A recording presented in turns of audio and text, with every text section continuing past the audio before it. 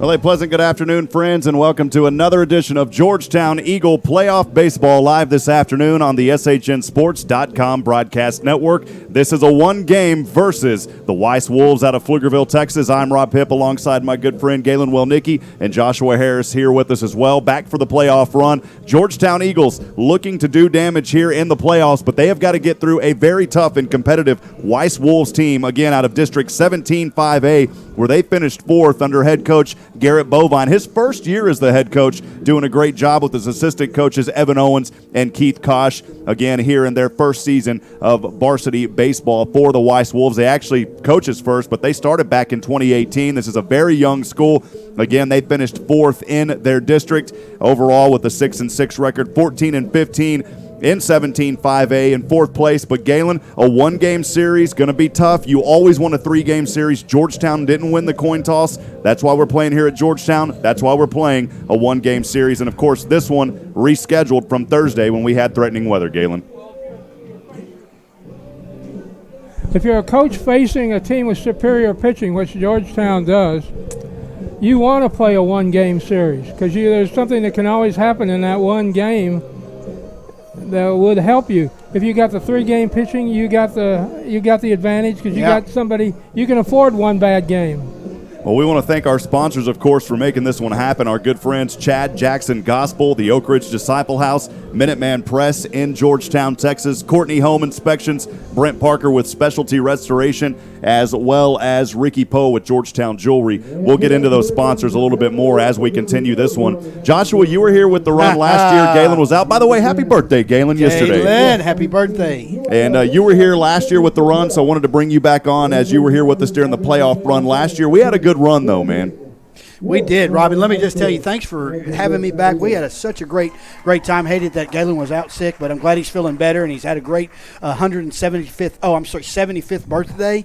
And, we're looking forward to a great playoff run here. This is a team that has been fun to watch this season, and like Galen said, this is just one game, and so we've got to come out, we've got to hit strong and fast and get out of here with this victory today, Rob. Well, Galen, as we look around, it is a packed house here at Eagle Baseball Field today as the team getting team photos right now over there off the third base side. Of course, this is an audio broadcast. We'll go ahead and clear that up for you just so you're wondering why there's no video. We do not have video rights in the playoffs, and so unfortunately we won't be able to bring you video throughout the playoff run, but we hear here on the audio-only call. Going to be a great series here for Georgetown, or a great one-game series. The Weiss Wolves. Galen, that's a brand-new school, basically, a couple of years old? Right. This is the second year, I believe. And you got to just – if you're a parent out of the Pflugerville area and you've got a kid at Weiss, you have to be ecstatic that a second-year program in the playoffs. That's not bad. That's true, and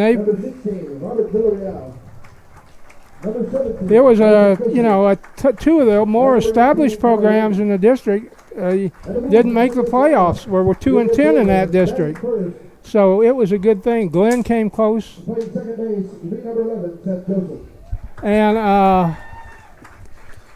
it went pretty well for that district. The second-place team has already been eliminated. Hutto took Cedar Park out in 2 straight games, and Rouse's was behind the last we heard today in their playoff game. They were down 1-0 to Cedar Creek. Well, Weiss, is a team that struggled a little bit and kind of came in about halfway. But what they say, Galen, when it comes to playoff baseball or playoff anything, you really kind of start the season new. So this Weiss team's going to come out fired up, ready to really put a kind of a mark on notch on their belt and try, if they can, to knock this Eagle baseball team out with just one game today. But looking at the records, you just think, especially with Georgetown being number one in the state, that there's just no way. But you never know what's going to happen when it comes to high school sports, period. So anything can happen today. We need to come out strong. We need to get those bats fired up quick, because Weiss is definitely going to do what they can to knock this number one team out today and make a name for themselves here in Georgetown, just from being right down the road in Pflugerville. It's kind of a bragging rights kind of game today. It is, and for Pflugerville, they'd love to come in here and take care of business, and Georgetown has got – we talk about this all season as we talk to head coach Adam Foster. Georgetown, They cannot be complacent. They have to play every game like it's 0-0. That's the way that they played all season. That's how they earned that #1 ranking, and they kept it all season with the Texas High School Baseball.com poll. The coaches poll had them, I believe, as high as 4. That may have moved, Galen. I'm not sure. They moved up to 1 in that late. So they're in 1 now in both polls, and Georgetown doesn't care about the poll numbers. What they care about here today is a win. We'll go over the starting lineup as Georgetown will lead things off here to start, or beg your pardon, as Weiss will lead things off to start things here. First in the order, the second baseman, number 11, Joseph Seth. The center fielder in that second position, number 6, Nate Garcia. Batting third, the shortstop, number 5, Jared Cook. The 4, 5, and 6, the catcher, number 10, Tyler Freeman. At left field, number 14, Jason Usher. Batting 6, the third baseman, number 2, Seth Debe. And then the 7, 8, and 9, the pitcher, number 22, Gareth Tobias. Batting 8, the first baseman, number 19, Jacob Munoz. And batting 9th, the designated hitter, number 4, Brendan Lee. The Weiss Wolves, again, here in this game under first-year head coach Garrett Bovine, and they are wearing their red-maroon jerseys with white pants. Those numbers easy to see in bright white with Weiss written across the front of the jerseys. For the Georgetown Eagles, they'll be in their white jerseys, white pants with the pinstripe Eagle Blue. The numbers in Eagle Blue as well. Eagles written in cursive across the front of the jerseys. There's also their number below that. Georgetown, it looks like they are wearing, I believe, their camo hats here in this first round of the playoffs. And correct me if I'm wrong, I don't know if those hats are the camo ones or just the tan ones. They are the camo hats that they're wearing here with the G logo with the American flag. We're moments away from the national anthem getting started as everyone now at their respective places. Standing on the pitcher mound is Jack Brindley. We'll turn it over now for our country's national anthem. Stay with us, friends. Georgetown Eagle first round bi-district playoff coverage continues here on SHN Sports.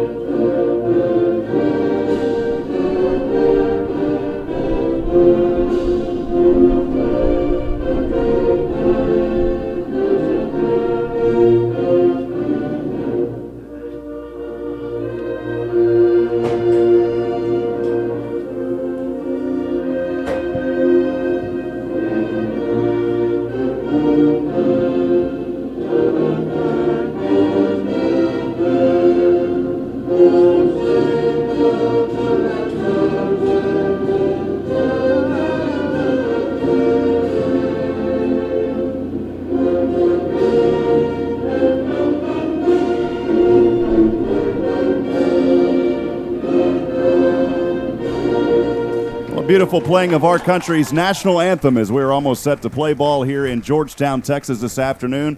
The time now right just below 1 o'clock at 12:58. We are scheduled for a first pitch right at 1 o'clock. Again, I'm Rob Hipp alongside Joshua Harris, Galen Welnicki here in the booth with us as well. Thank you again for joining us for 2019 bi-district playoff right here on the home of the Georgetown Eagles, SHN Sports, as Jack Brindley on the mound for Georgetown will get his warm-up pitches. Galen, going to be a fun one here today. I'm excited about it. I am too, and you got to look out here right away and you see one of the changes for playoff baseball. You see 4 umpires out there instead of the usual 2. Interesting. Didn't even pick up on that, Galen. What's the deal with that? You know any of the details behind usually have split crews in the playoffs. You have two from the district that calls one school, and 2 from the district that calls the other school. But here, everybody's out of the Austin district. So we probably got 4 Austin officials. Hey, that's great. You know what? I think it's a good thing to do, especially not missing anything important, or you get a lot of good looks from every corner of the field. So I kind of like that, and I think that's a benefit for both teams. Wouldn't you? I do. And if you have anybody question and call, you got major debates because you got more people out there to get into the debate. Yeah, you bet. You bet. Well, this field looks really good today as well, too, as I look out.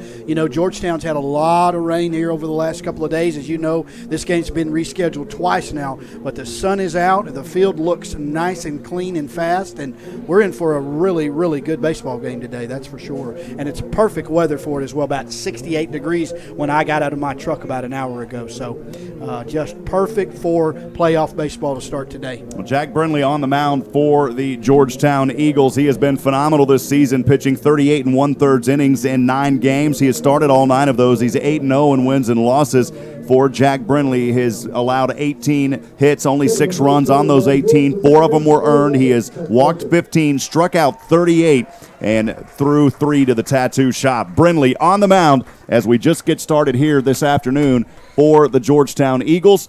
Again, Brindley on the mound, leading off the first baseman for the Weiss Wolves. The second baseman, number 11, Seth Joseph. Here we go. And if you want to OD on high school baseball, you can come out here at 4 o'clock and see another game. First pitch right across on the inside corner. The fastball for the strike. The early count 0-1. Austin LBJ and Kerrville Tivy are playing a playoff game, by-district game here at 4 o'clock this afternoon. As a lot of teams we're scurrying around East Central Texas trying to find a dry field to play on. Brindley's next, right-handed delivery, this time too far to the inside to even the count at 1-1 on no outs. We've interviewed Jack Brindley several times this season as he has done a phenomenal job. The third pitch off the right hand. This one swung on, and that's a leadoff base hit for the Weiss Wolves. And that's not the way you want things to start if you're a Georgetown Eagle. And if you're a Weiss Wolf, you're extremely ecstatic right now that Seth Joseph able to get that leadoff single.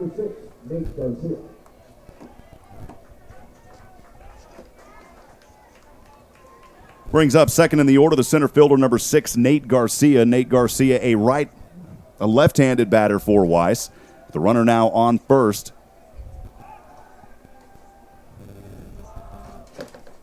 Unsuccessful pickoff attempt there.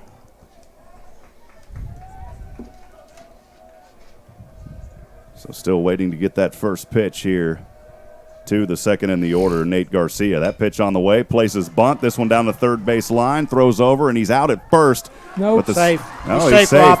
He was able to beat it out. Wow. So back-to-back hits as Nate Garcia was placing a sacrifice bunt. He didn't have to sacrifice anything as he reached on to first, and now runners on 1 and 2. This is an excellent start for Weiss. Yeah, Rob, he made a good dig on that bunt and then just threw it a little under, had a bounce, and the runner was safe at first, just barely. Yeah, and Siosin dropped the ball, too. At first, I think it was an error. So he'll reach on an E2? E3, I think. Fifth in the order, Jared Cook, the batter now for Weiss. The first pitch across the plate for a strike, 0-1 to start things here for Jared Cook. Again, no outs. We're underway here in the top of the first inning. And a quick discussion as Vasquez will talk to Brindley on the mound for the Eagles. Setting up the defense for Georgetown, of course, Jack Brindley on the mound as the pitcher. The catcher, number 24, A.J. Vasquez. Jackson Siosin over at first base. Wood is the second baseman over at second. The third baseman, number 7, Jeffrey David. Cole Posey, the shortstop, number 5. And then from left to right, it's number 10, Ty Tilson. Center field, number 13, Wyatt Childress. And over at right, number 17, Noah Thompson. Again, a 0-1 count here to Jared Cook, trying to advance runners and get a score in early here and put the pressure on Georgetown. Brindley will start to deliver and then turns around, keeping the base runner honest over at second. Again, it's Joseph over at second. Garcia, who reached on the E3 after placing the sacrifice bunt attempt over at first. He was able to beat it out, but again, safe on the E3. 0-1 to Jared Cook as Brindley keeps an eye on that base at second. Another bunt placed, but this one out of his reach and across for a strike. The count 0-2. It's a good look there by Cook, but just got under him, and a good job here by Brindley trying to protect and not allow any of those runs to come in off of a hit. A hit here, Galen, of course, would surely score. It's true. Just needs to bear in on him and pitch him, and let's see what happens here. No balls, 2 strikes, no outs. Runners on 1 and 2. Brindley again will pick up his pitch, keeps an eye over at second base as Cole Posey runs back there to protect Seth Joseph, who is leading off. Both runners now leading off the bag by about 4 to 5 feet. Brindley will keep an eye on him. On the mound with that right foot. From our perspective, on the right of the rubber. From his, it's on the left. The right-handed delivery. Got him. Swung on and got him here for a strike. Got him. Great pitch. Great pitch there, Rob, to get him just with a check swing, but he went far enough, and that'll bring up that first out. One away for the Weiss Wolves, and Brindley able to resurrect a little bit of runners there on 1 and 2. It'll bring up fourth in the order, cleaning up the catcher, number 10, Tyler Freeman. You need to get another out before the runner advances to third. If we can do it, if Jack can do it again. One away, Brindley, left leg up, right-handed delivery. Too high upstairs for an early ball here in the count. 1 ball, no strikes on 1 out. You'd like to see here is a double play, get out of this inning with no damage done. That's a good opportunity here if Freeman laces one over to Cole Posey at short, who has been phenomenal from that shortstop area. If he could line one right over to Posey, a simple tag would get that double play. You better believe it, Rob. 1-0-1 pitch. This one, too low to the inside. 2-0 count. Oh, that just missed, Rob. Just missed down low. 2 balls, no strikes on 1 out. Again, runners on 1 and 2 for the Wolves of Weiss out of Pflugerville ISD. And 17-5A finishing the 4th seed. Georgetown, the number 1 seed, the number 1 team in the nation at 5A. Oh, he got him close. Oh, that was close, Rob. Close, Rob. Pick attempt by Brindley thrown over to Posey, and just in the nick of time was the runner Joseph able to get back on the bag. Great move to second base there to almost have him out. The 2-0 pitch on the way, swung on and missed for the first strike, 2-1. Oh, that was a beautiful high fastball, Rob, there for that strike. 2-1 on 1 out. Again, runners on 1 and 2. Just underway here in the top of the first in this 5A by-district 1-game-only round. It's win or go home for one of these teams. Georgetown wants to advance, so does Weiss. The 4th pitch swung on. This one over to Wood at second. Wood tags, and the double play is made, and that's it for the Georgetown Eagles. A nice double play as that one went right up to Wood. He tossed it over to Posey to get the second out, and then threw it over to Siosin for the 3rd and final out. And just as we said, if one would go up near that second base, it would be an opportunity for the Eagles, and they do a good job here protecting. No runs on 1 hit. There was 1 error, and believe just 1 left on base, Galen, if I'm not mistaken. 'Tis true. And we are at the midway point of 1 inning. Thanks for joining us here. Georgetown Eagle by-district playoff. We also want to welcome in any of the Weiss Wolf fans that may be joining us today. I know that even though we're broadcasting for Georgetown, we always want to welcome in the opposing teams as well. So for those of you from Weiss supporting your Weiss Wolves that are joining us today, thank you for being a part of this broadcast. We appreciate you being here today. Georgetown, boy, they work out of a doozy there, Galen, with 2 on. A little rough start there for Brindley, but that's why he's on the mound to start things today, and he's able to protect and allow no runs to come in. Yeah, the strikeout there for the first out was big, and then the double play was even bigger. Yeah, we couldn't have written it up any better than that to get out of that tight spot there. I mean, I could have been a really, really hard first inning for the Eagles to put a couple runs across, but they were able to not get nervous, bear down, got him to hit into a double play, and here we go. It's our time to get these bats going, Rob. Just to set the stage, since we don't have a camera today, Tobias is a slightly built left-hander out there. Tobias, a little bit of hair coming out of the back of his hat as well. He's got some lines under his eyes. A left-handed pitcher for the Weiss Wolves. Tobias on the mound. The defense for Weiss. Freeman will be the catcher. Munoz over at first. Joseph at second. D-Bay over at third. Cook, the shortstop. And then from left to right, it's Usher, Garcia, and Hemingway. We will get started here leading off for Georgetown, the third baseman, number 7, Jeffrey David. Jeffrey David this season for the Georgetown Eagles in his 35th game now, his 132nd plate appearance. He has 43 hits. On those 43 hits, 45 runs, 26 steaks that were cooked on the RBIs. He's averaging .430. More importantly, he's on base at .527. Georgetown, the first opportunity at bat this evening. The first pitch on the way. A hard hit foul. The first one we've seen go over the fence into foul territory. In the early count here, 0-1. Boy, that was a great cut at that first pitch there. You can tell he's up there to make something happen and keep it swinging here. 0-1 pitch, the next one, right leg up. This delivery, second one hit over the fence as well off the first base side. The early count here, 0-2. He's got to straighten that out. He's getting some good cuts on it, but just needs to get it going just the other way a little bit. A little bit of wind whipping here today as the United States flag there at left center whipping just in front of us under mostly cloudy skies. Some sunshine breaking through. The third pitch is a first ball here, the count 1-2. A lot of rain in the area, severe weather here over the past couple of days. What's the deal with the Texas flag? It's just hanging.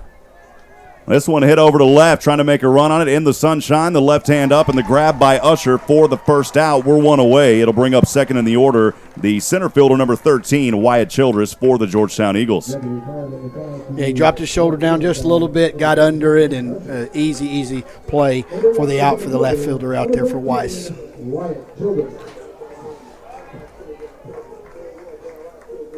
Wyatt Childress in his 14th game. Remember, he was injured early on now with his 30th at-bat, 11 hits for Wyatt Childress. He's on base at a phenomenal .581. The first pitch too close to the inside. 1 ball, no strikes on 1 out here in the bottom of the first inning. Quickly in the next delivery. Off the left hand, this one a little too high up, 2-0 count. The third ball thrown here of the afternoon by Gareth Tobias. Tobias stands with that left foot just shy of the bag there on the mound. The next one hit foul into the Georgetown Eagle dugout off of the Wyatt Childress bat. The count at 2-1. Good rip there.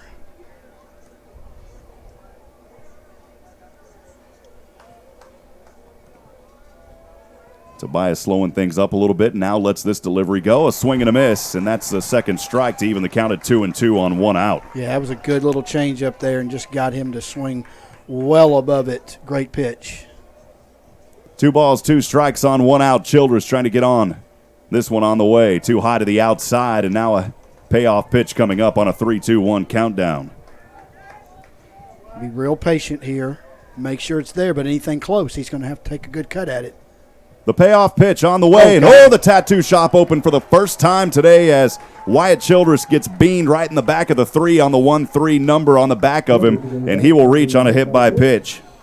Well, that'll help his on-base percentage. We talked about how he was on base at almost 600. He's pretty close to that, and when you get hit by a pitch, you're on base. Well, right now, it doesn't matter how you get on base. The idea right now is to get on base. Tell those guys, way to take it for the team. But sometimes, I tell you, pitch like that, straight in the back, that's going to leave a tattoo, like you said. He'll feel that tomorrow a little bit.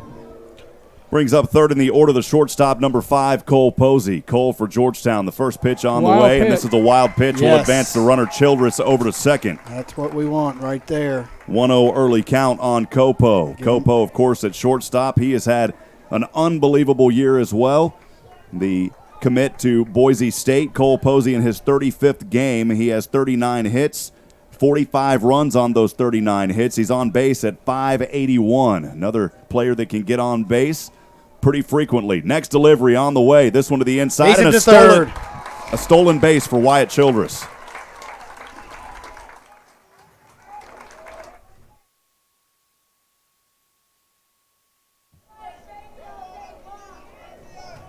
So over to third is Wyatt Childress on the stolen base. And the count here 2-0 on Copo. Well, Josh, we saw a phenomenal game last year. Reese Grimes on the mound when Georgetown won that. I believe it was Game 3. Yes, what a fun game that was to watch, Rob. I mean. Hopefully we can have some more of those here. We're going to. I feel it. 2-0 hit way up into the air, and this one will sail into foul territory way outside the fence off of the third base line as a plane flies over in front of us. And the count now at 2-1 on the first foul ball here for Cole Posey, 2-1. Well, Galen, this season we've seen a lot of lines that have been hit to Cole on the defensive end. He has done a great job, as we talked about there at shortstop. And he hasn't been too bad with the bat either. 2-1, too far to the outside. Good eye by Cole Posey. The count at 3-1 on 1 out here. Again in the bottom of the first. No outs, but Georgetown in scoring position. Wyatt Childress, after a hit by pitch, was able to advance over to second on a wild pitch and then stole to third. The next delivery, close to the inside, and that's another walk and Cole Posey will reach over to first. And runners now in the corners. Posey at first, Wyatt Childress in that hot corner over at third. It'll bring up fourth in the order, cleaning up the left fielder, number 10, Ty Tilson. Ty Tilson in his 35th game is 102nd at-bat. He has 40 hits. On those 40 hits, 28 runs scored. He has been walked 19 times, struck out 11. He's on base at 488. 3 runs this season for Ty Tilson. Tobias remains on the mound for Weiss with runners on the corners and 1 away. Runner will take off and still over to second as Copo sliding, diving, he's safe, and that'll bring in a run. Yes. And Georgetown gets on for the first time tonight, and then Cole Posey on the air will reach over to third. Whoa, what a nice play there. Great base running. Stolen base for Childress and air. Stole base for Siosen and an air to get to third by the second baseman. So Childress will come in and score, and Cole Posey, the stolen base, and then reaches over to third on the error. Georgetown takes an early 1-0 lead here this afternoon. Next pitch on the way to Ty Tilson on the inside for a ball. 2-0 count here on Ty.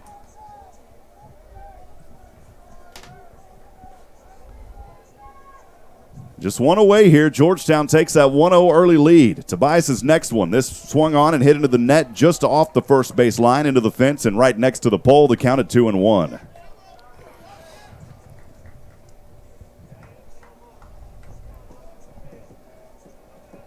Well, that'll take a little bit of pressure off of Georgetown here, Galen. Siosen on deck. The 2-1 pitch. This one hit over to right center. That's another base hit. Another run scored. Cook the ribeyes, baby, as the stakes are coming here this afternoon in Georgetown, Texas.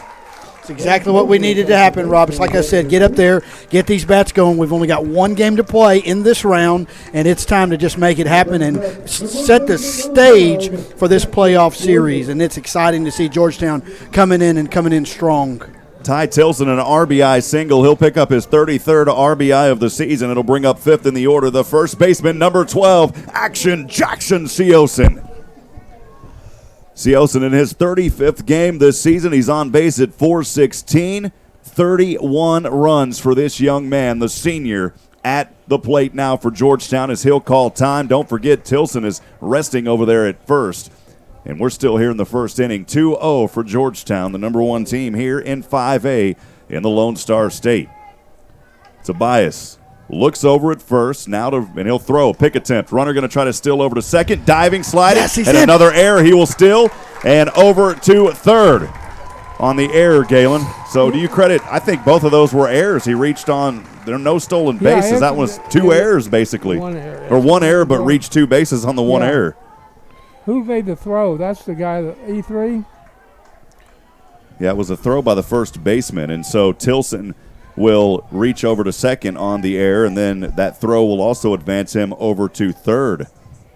Exciting is we only still have 1 out, Rob, and a man on third, so good chance to bring another run across here. That came on a pick attempt, so the first pitch now on the way to Siosen, a hard hit foul off the first baseline, way outside of the park, but way foul. The early count here on Jackson Siosen, 0-1.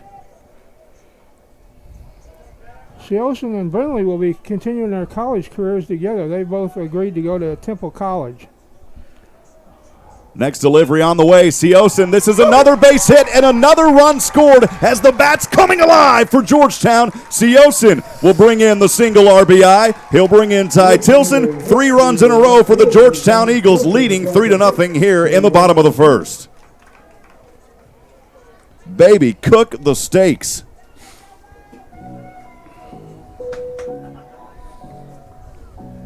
And we're going to have a discussion on the mound early here as Tobias started out on Jeffrey David good on a 1-2, able to get an out there as Jeffrey David leading off for Georgetown popped one up over to left, but since then it has been trouble for Tobias. And Georgetown, Galen, this is a team all season that's been able to take advantage of errors, take advantage of the other team's misfortunes, and that's what makes a championship caliber team, a team that when the errors happen, they are successful on doing something. They've done that here early today. Well, one thing about Georgetown that helps Georgetown, if Georgetown, and they're a team that puts the ball in play a lot. If you put the ball in play in high school baseball, you've always got a chance that the other team's going to misplay the ball, and you can take advantage of it. Takes us to 6 in the order, the right fielder, number 17, Noah Thompson. Noah in his 29th game of the season, his 75th at bat. 20 hits for Noah Thompson, 22 runs on those hits. He's on base at 360. The left-handed batter, Noah Thompson, with runner at first is Jackson Siosen after his RBI single moments ago. Right-handed pitch. This one will place the bunt. Siosen over to second, and the sacrifice He's fly. off. And another one off. Stepped off. Oh, my goodness. The throw pulled him off the base. And do we officially score this as an error? Because it should. We'll see what the official score is, and we don't see it up there. Well, it's a hit. The official score actually in Georgetown games is in the dugout. I don't think, Rob, they're going to call that an error because that was a good throw. He just had to step off a little bit to make the catch. Just a close play there, and we just happened to get the benefit of it. Well, now Georgetown runner in scoring position is action. Jackson Siosen over at second. Thompson at first brings up 7th in the order. The designated hitter, number 6, Wesley Dixon. Siosen leading off, my goodness, by about 10 feet. And that pitch on the way, this one low. And the catcher, Freeman, able to get behind it, thankfully. If that one gets away from him on a wild pitch, we've got runners at 2 and 3. The early count here, 1-0 on Wesley Dixon. Wesley Dixon for Georgetown this season in his 32nd game. He is on base at .407, 3 runs on the year. He'd like to make it a 4th or bring in some more RBIs. Swung on and missed for the first strike on a 1-1-1 count. And keep in mind, I wanted to bring that up. We're still only 1 out here in the bottom of the first, Galen. Georgetown leads 3-0. Yep, 1 out with bases on our runners on first and third. First and second. First and second.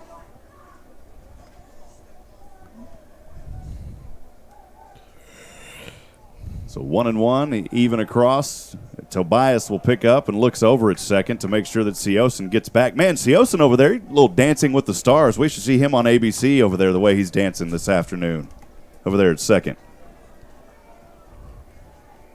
Is that what network that's on, Joshua? I can't remember. I don't watch those shows, man. Yeah. There you go. He's dancing. There he goes. And again, Tobias will look back over at second. That's very successful because once he gets in the pitcher's mind, the pitcher's more concerned about that than he is about pitching to the hitter oftentimes.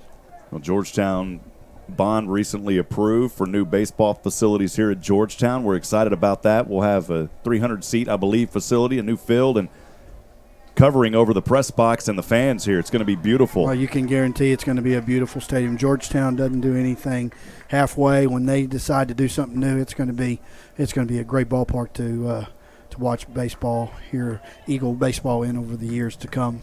Next pitch was too far outside. The count of 2 balls and 1 strike on 1 out. Again, runners at 1 and 2 for Georgetown, leading 3-0 here in the bottom of the first. As Tobias glances over to second, Siosen will take off. Swung on. Siosen trying to get to third, diving, and he is safe. A stolen base, double steal as Siosen will advance over to third and Thompson to second.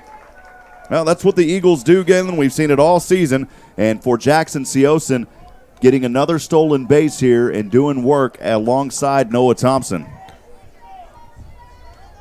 Now both runners in scoring positions with a 3-0 lead here in the bottom of the first. Still 1 away. Wesley Dixon on an even 2-2 count. Tobias' delivery. Too close to the inside on a wild pitch, and that'll score a run as Jackson Siosen comes in, picking up the 4th run of the afternoon for Georgetown. Goodness, what a great start to this ball game for these Georgetown Eagles. This is exactly what they wanted to do to get this thing started. That pitch too low and got away from the catcher Freeman. It was a wild pitch nonetheless. Siosen able to come in and score on it. That's 4 runs in a row for the Eagles. Thompson now resting over at third, and Wesley Dixon on a payoff pitch. 3-2. Dixon will hit this one hard, foul off the first base line. The count remains 3-2 on 1 out. Well, Wesley Dixon trying to pick up his 26th hit of the season. A hit here would surely score for the Eagles as Thompson over at third. This pitch too far to the outside and another walk, and runners on the corners yet again this afternoon. 6 of the 7 men that have come to bat for Georgetown have got on base. Yeah, and that's a good point, Galen, because the first one that didn't get on was the leadoff David. Since then, everyone getting on. Brings up 8th in the order, the second baseman, number 9, Grant Wood. Grant Wood in his 33rd game of the season, 18 hits. He singled 16 times, doubled once, tripled once. Brought in 13 on the RBIs, 13 runs. He's been to the tattoo shop once. If he goes again, it'll load the bases. He's on base at 422. Again, it's Georgetown's right-handed batter, the second baseman, number 9, Grant Wood. Tobias's pitch on the way, chopped over to third, making a diving grab as D-Bay over to second to get the runner out. Great field work by D-Bay over at second to throw it to Joseph, and that will get out Wesley Dixon, but not before another run comes in and scores. Grant Wood bringing in a runner. He'll also rest over at first on the fielder's choice, and Thompson will come in and score the 5th run of the afternoon. So Dixon is the runner who is out there for the second out on a nice play from D-Bay over to second base.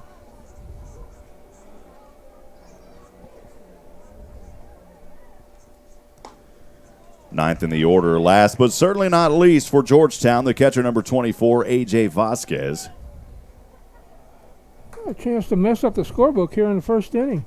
First pitch to Vasquez, a ball, 1-0 count. Runner over at first for the Eagles is Wood, who reached on the fielder's choice and also brought in that run moments ago. Grant Wood with the RBI. And for him, we talked about one to cook some steaks, and that's the 14th ribeye of the season for Wood. 1-0 early count here on the catcher, A.J. Vasquez. Georgetown with a defining 5-0 lead here in the bottom of the first. Tobias throws over to Munoz at first, making sure that Grant Wood's not leading off too far this afternoon. Partly cloudy skies, thanks to Doppler Dave giving us a weather report. We'll get to that here in just a little bit. Again, under partly cloudy skies here in Georgetown, Texas. This pitch too far to the outside, 2-0 early count. Partly cloudy skies here at Eagle Field. As I said earlier, the sun glancing out at times under 74 degrees, winds out of the north at 11 miles an hour. The humidity at 75%. The good news, no rain. There's been so much rain in the area. 2-0 pitch. This one low, makes the count 3-0. Want to send our thoughts and prayers to our friends down in Fayette County and LaGrange. Luckily, no fatalities there in those tornadoes that they had, but a little too close to home, and those tornadoes there yesterday morning, early, 9 a.m., of course, May time of the season where we see a lot of that weather. That pitch, wow, looked like it curved too close to the inside, and the home plate umpire is going to call it a strike across the corner, 3-1. That just gets one of those official kind of calls, Galen. Yeah, they had bad weather there in Fayette County, and then they had real bad weather the last couple of days up in Hamilton County, which is about the same distance from 3-1 hit over. This one drops right in front of the left fielder, Usher. I don't think he really had his eye on it, Galen, as that ball dropped right in front of him. And, of course, you can't call an error or anything like that, and that'll be a hit for A.J. Vasquez. So Vasquez will single, Wood will advance over to second, and we have batted around here with 2 outs in the bottom of the first. The Eagles lead 5-0. We'll go back to the top of the order, the third baseman, number 7, Jeffrey David, who's 0 for 1 this afternoon. And, Galen, he was the only batter so far for Georgetown that was not able to get on base. Well, this would be a good time for him to do it. Sorry. Runners on 1 and 2 for the Eagles. It's Vasquez at first, Wood at second. First pitch on the way to David, low it in the dirt, the count 1-0. Good job by Freeman, able to get behind it. Tell you, in one inning, Freeman's earned his pay chasing the ball all over. 1 ball, no strikes, 2 away. Runners on 1 and 2 for the Eagles of Georgetown here in the bottom of the first. Pitch too high to the outside. 2 balls, no strikes on 2 outs on Jeffrey David. I've learned, Galen, whenever they bat around on my scorecard, I just put a line there because otherwise, man, it'll really shift everything over. You can't do it on those.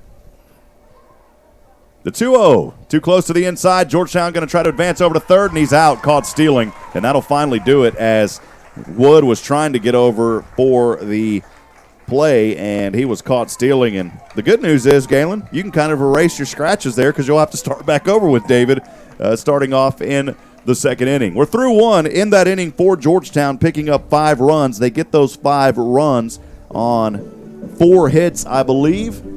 So 5 runs on 4 hits. There was 3 errors, I believe. Yeah, we're showing 3 errors. That's not official up on the... No, just 1 error. 2 errors? I'm counting 2 here, Galen. 2 errors, and they leave 1 on base. So again, 5 runs on 4 hits, 2 errors, 1 left on base. We're through 1. Top of the second coming up. Stay with us, friends. Eagle Baseball on the SHNSports.com broadcast network continues in a few moments.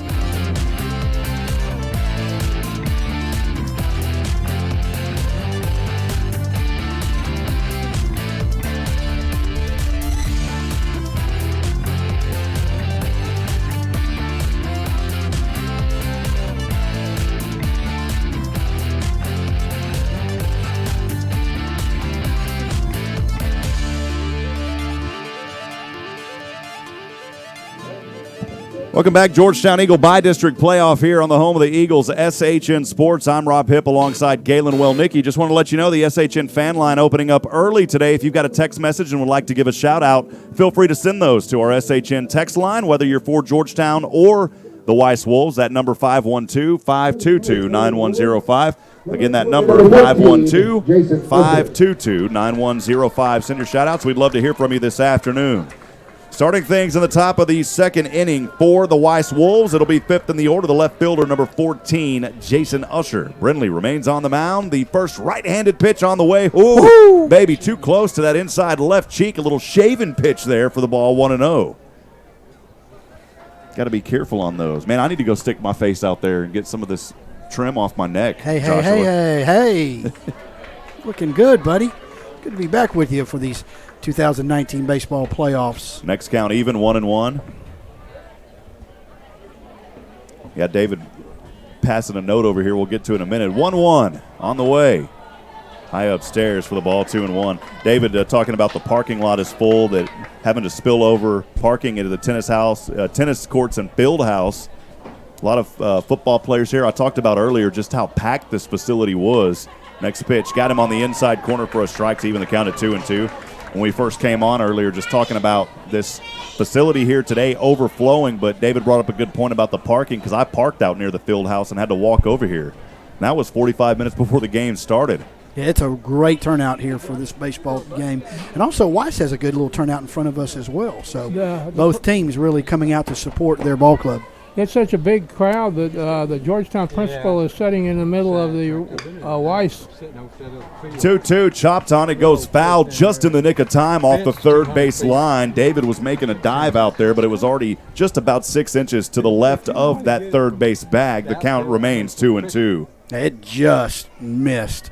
Being a nice hit up that left field line, would have definitely probably gone for 2. So we got a blessing on that one for sure. 2 balls and 2 strikes. Brindley on the mound. The next delivery on the way. Swung on and missed for the first strikeout. The second strikeout of the afternoon for Georgetown's Jack Brindley. One away brings up 6 in the order. The third baseman, number 2, Seth Debay.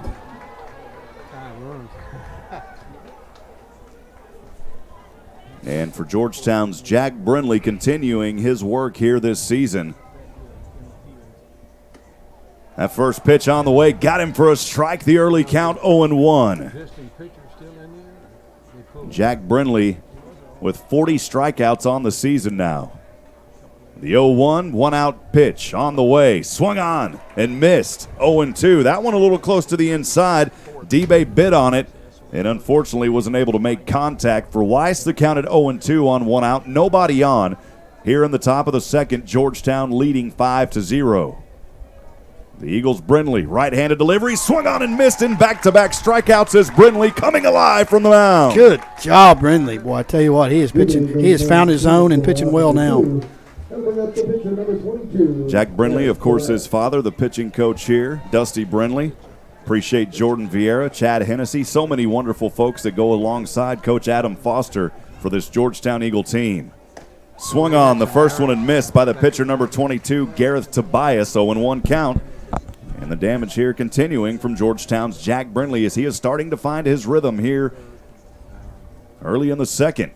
His next delivery off the right hand, the fastball got him again on the outside as he swung around 0-2. Brindley's last 4 pitches, all of them strike swinging. And I mean nice fastballs, too. He's trying to go for the 3rd strikeout and make it a quick 3-up, 3-down inning here in the top of the 2nd. Brindley will take a little bit of time as he adjusts his hat, shrugs his shoulders, and back on the mound with the sunshine in his face. The glove in his left hand, ball in the right, the delivery. Ooh. To the inside, that one looked close and didn't get the benefit of that pitch. The count at 1-2, called ball. He found a little love on that one. That was just about as right on that corner as you could get, but the 1-2, 2-out pitch on the way from Brindley. Swung on and missed, and wow, what an inning for Jack Brindley. 3 up, 3 down. Every single batter struck out. Georgetown maintains the 5-0 lead. They'll be back at bat as we're through 1.5, bottom of the 2nd coming up. We'll get to our sponsors in just a minute. Stay with us, friends. 5A by District Baseball continues in a few moments. that'd be great.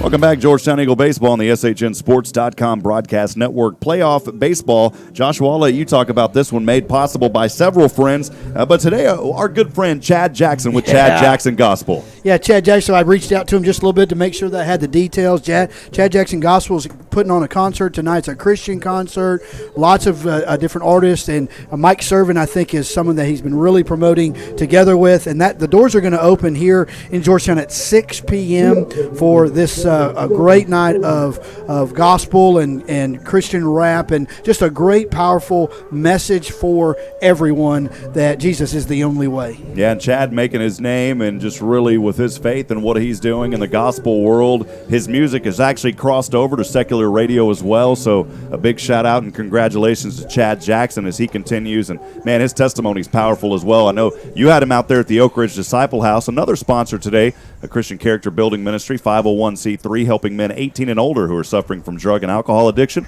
If you or someone you know needs help, make sure to visit the Oak Ridge Disciple House. If you're looking for light at the end of the tunnel, the Oak Ridge Disciple House can lead you there. More information online at oakridgedisciplehouse.com. Joshua, thank you as always for your generous support of all things here on SHN, my friend. Rob, our partnership over these last couple of years has just been beneficial for both of us, brought lots of recognition to what we're doing, and we love partnering with SHN Sports and doing all that we do with you. Leading off here for the Georgetown Eagles, we'll start back with Jeffrey David. So even though technically batting around, he was left on at bat, so he'll start things back over here in the top of the 2nd inning. The first pitch on the way was a ball. 1-0 early count, no outs here in the bottom of the 2nd. Georgetown with that 5-0 lead. David will swing on, chops this one over to center. Garcia trying to chase it down. Garcia running, making a look over his right shoulder and able to grab it with the right hand of his glove for the first out. Great job by Garcia over at center for the Weiss Wolves. Yeah, give that man credit where credit's due. That was a great running catch over his shoulder with the sun. Good job to that young man. Brings up second in the order the center fielder, number 13, Wyatt Childress. Wyatt is over. He was hit by a pitch, then advanced to second on a wild pitch, a stolen base over to third, and then a Ty Tilson ribeye steak cook put him in for the first run of this game. The first pitch was on the way and too far away from him for an early ball here on Wyatt Childress. 1-0 count. Wyatt, his last at bat, also faced a payoff pitch back in the first.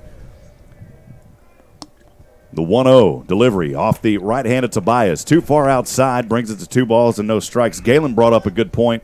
And that last inning for Georgetown in the bottom of the first lasted almost 30 minutes. 2-0, swung on. This one hit foul off the third base line and way behind the Weiss Wolves dugout. There's some kids over playing behind the dugout there on the practice grass, if you will. The early count here on Childress, 2-1.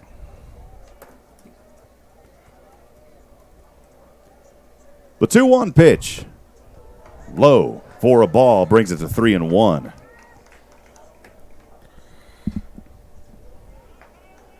And through all of that, the last inning, all 8 batters besides David able to get on base. Childress will try to keep that going. He'll hit over to left, get some air under this one, but it may drop over to Garcia again at left or at center, and it does. Garcia with the right glove right above the 385 at the left power alley for the second out. 2 up, 2 down. Well, Garcia busy here on the first 2 batters. 2 away. Brings up third in the order of the shortstop, number 5, Cole Posey. Boise State commit reached on a walk, a stolen base, and error, eventually able to come around and score the second of 5 runs back in the first inning. The right-handed batter, Cole Posey. Cole Posey would like to get something going, even with 2 outs here. Cole on a 2-1 count the last time. Actually, it was a 3-1, and then he walked. There's no way you can walk on a 2-1 unless you get hit or something like that. 1-0 early pitch. Posey get hit in the back. Came across for a strike to even the count at 1-1. Tobias quickly in rhythm here with nobody on base for the Eagles. He wants to get this inning over with. Right leg up, left-handed pitch. Too high to the outside. Brings Posey ahead at 2-1. We'll get to more sponsors as well as we go through this game. 4th pitch. Inside, called a strike on the corner. Evens the count at 2-2. Just slipped that one in there, Rob, for a strike. Just inside. 2-2, even pitch on the way. This one pulled back on it, and it's going to be called a foul ball off the bat. The count remains 2-2. Hey, wanted to thank our good friend, Mr. Brent Parker with Specialty Restoration of Texas, providing 24/7 emergency services for fire and smoke damage, storm damage cleanup, and water damage mitigation. Also providing remodel and reconstruction work. For all of your needs in the construction world, call our friends over at Specialty Restoration. 2-2 pitch, swung foul, hit to the back of the net.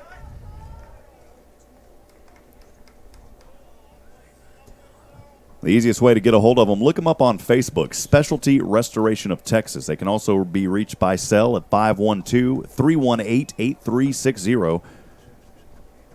That pitch way far to the outside for Tobias. Brings it to a 3-2 count. Man, if luckily nobody was on there for Weiss, if someone was on for Georgetown, that could have been a run scored on a wild pitch. The count now would pay off 3-2. Again, thank you to Brent Parker, Specialty Restoration of Texas. The payoff pitch on the way off the left hand. This one hit hard and goes foul off the third base line. The count remains 3-2. Josh is up here getting a little excited. Oh, he had a good cut on that one. He just straightened that out a little bit. That was going a mile. Posey's just got a great swing. He's just a great baseball player. Yeah. The payoff pitch again. This time too close to the inside, and for the second time today, Posey will reach on a walk. So back-to-back times for Posey to reach on a walk. That'll bring up 4th in the order, the left fielder, number 10, Ty Tilson. Ty 1 for 1 today as he singled back in the first, reached the second on an error, and eventually able to come around and score the 3rd run for the Eagles. Again, Georgetown's Ty Tilson. Somebody back at Weiss may be filling bags of ice for Tobias. That was his 47th pitch of the game already. Yeah, he has he's trying to hang in there, but he's had a tough outing. This one is hit, lines it right over to Munoz. He'll try to get the tag, and he does for the 3rd out. Great tag by Munoz. Acrobatic play as he dives off the first base bag, able to make that grab in the dirt, and then unassisted tag for the 3rd and final out of the inning. Again, Munoz doing great field work there in this inning for Georgetown. No runs, no hits, no errors, and they leave 1 on base. We're through 2, top of the 3rd, moments away. Stay with us, friends. Georgetown leads 5-0 here in this 5A by district opening round of the 2019 UIL baseball playoffs. We'll be right back.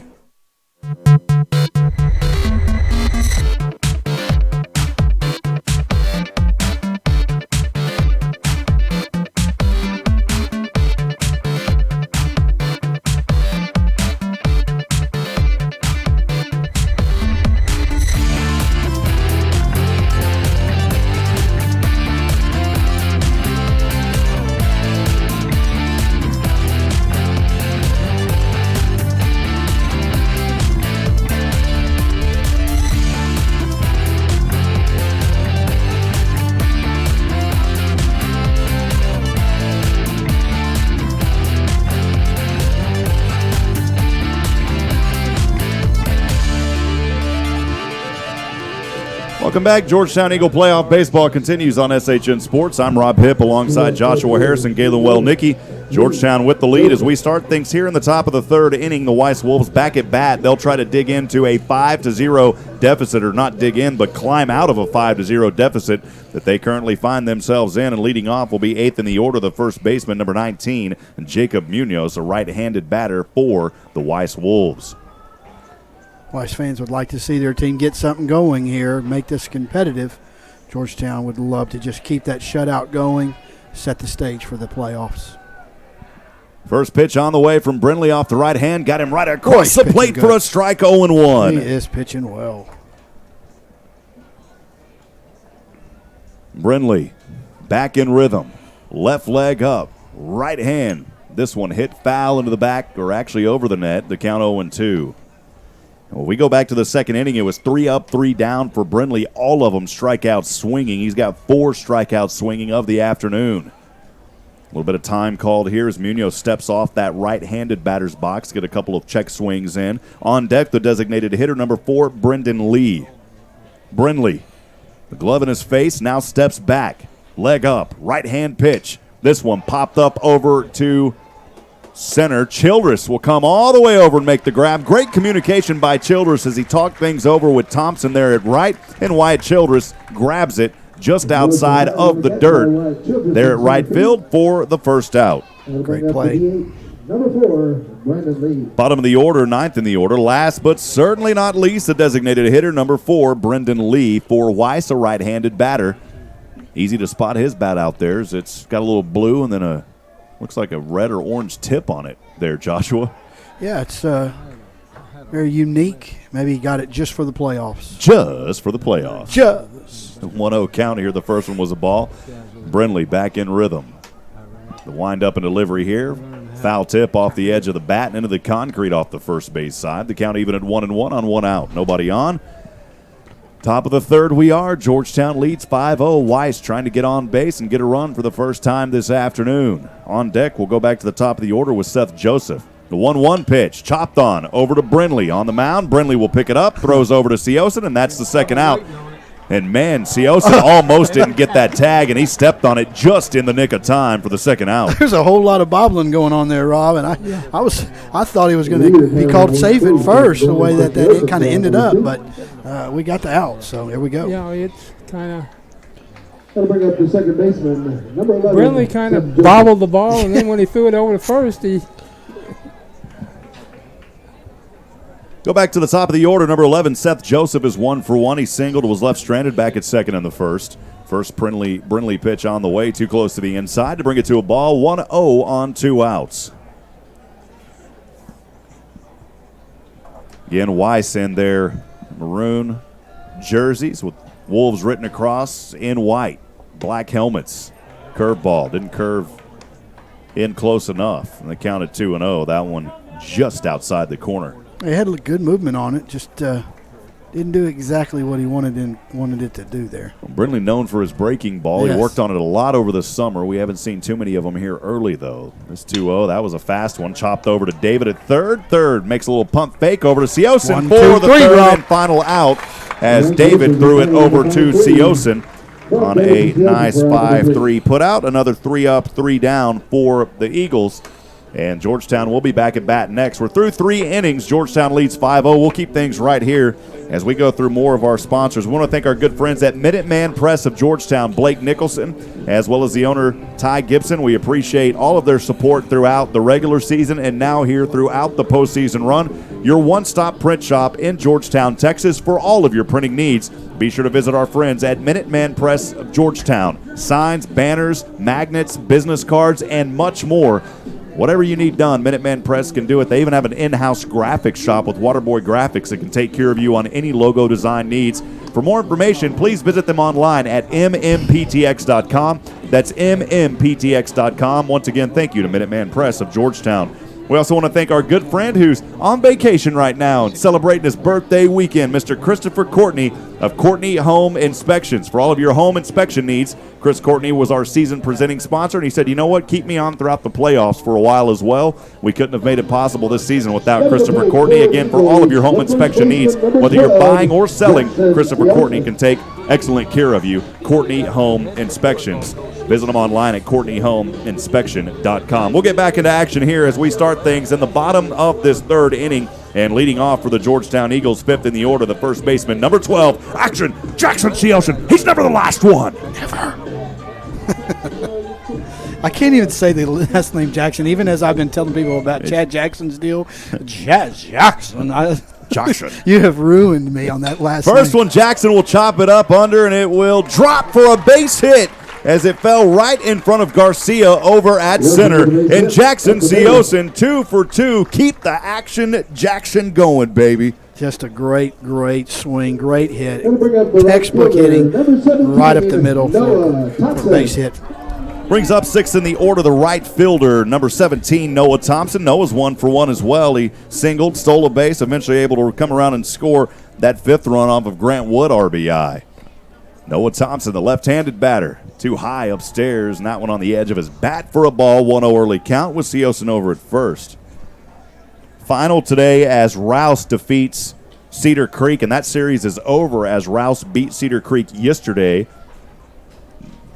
Cedar Creek was up early. 2-1 lead today, though, for Rouse, and they will advance to the second round of the playoffs. If they continue to win and Georgetown continues to win through the first and second round, they'll face each other in the third round, and that'll set up what should be an awesome series. We don't want to get ahead of ourselves, though. We got to get through this one and got to get through the next round as well. This one popped way up into the air over to right, and actually Joseph at second will come over and make the grab. In the sunshine, left glove up, and the grab off of the Thompson bat for the first out. So we'll fly up to second base, just shy of the dirt on the infield for the out. Bring up seventh in the order, the designated hitter, number 6, Wesley Dixon. Dixon 0 for this afternoon as he reached on a walk and then was out as part of that first inning on a attempt, and that'll bring up, again, Dixon. No pitches here yet thrown to Dixon. Runner on first is Jackson Seosin, eagerly waiting. He's doing the Dancing with the Stars out there again off that first base line. The first pitch on the way to the outside. The early count here on Dixon, 1-0. Man, we just got back doing the SCAC softball tournament down in Louisiana last weekend, and I bought these Skechers shoes, man, and they're really comfortable, so I'm wearing them with suit pants now. Nice. You know, it's kind of I call them my broadcasting We'll see what shoes. kind of socks you got And on then here a little bit. No, and then I got on ankle socks, and I'm going high waters today, baby. Bringing it back. Bringing back high waters, baby. Yes. David England said he may want to join in on this.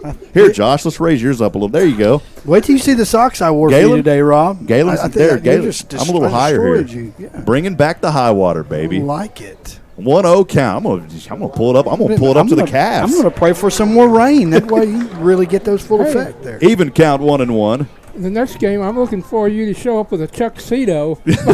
Yeah, there we go, man. 1 ball, 1 strike on 1 out with the pants now at my calves. There you go. Check that out, Joshua. Rally calves. We'll Rally call calves. Rally calves. We've got the Eagle. We've got rally calves. We're ready to go. 1 ball, 1 strike, 1 away. Seosin remains on first. Pick attempt as he runs back over. Seosin, if he can get a good jump, he'll get a good steal out there. Chris Courtney actually earlier, oh, man, whenever he's listening right now, listening in from Davy Crockett National Forest. And, man, check out that picture that he sent. That is just beautiful. Check that out, Joshua. He sent that picture. Next pitch too low. That's going to be a wild pitch. Will advance the runner over to second, and an error will advance him over to third as that pitch was overthrown. The catcher was trying to make it over to Cook. It's short to come up and make that tag, and Seosin will go to second on the wild pitch, and then the error will advance him to third. Well, big move there, and got him around to third now. See if we can add to this lead just a little bit with just 1 out. 2-1 count here on Wesley Dixon.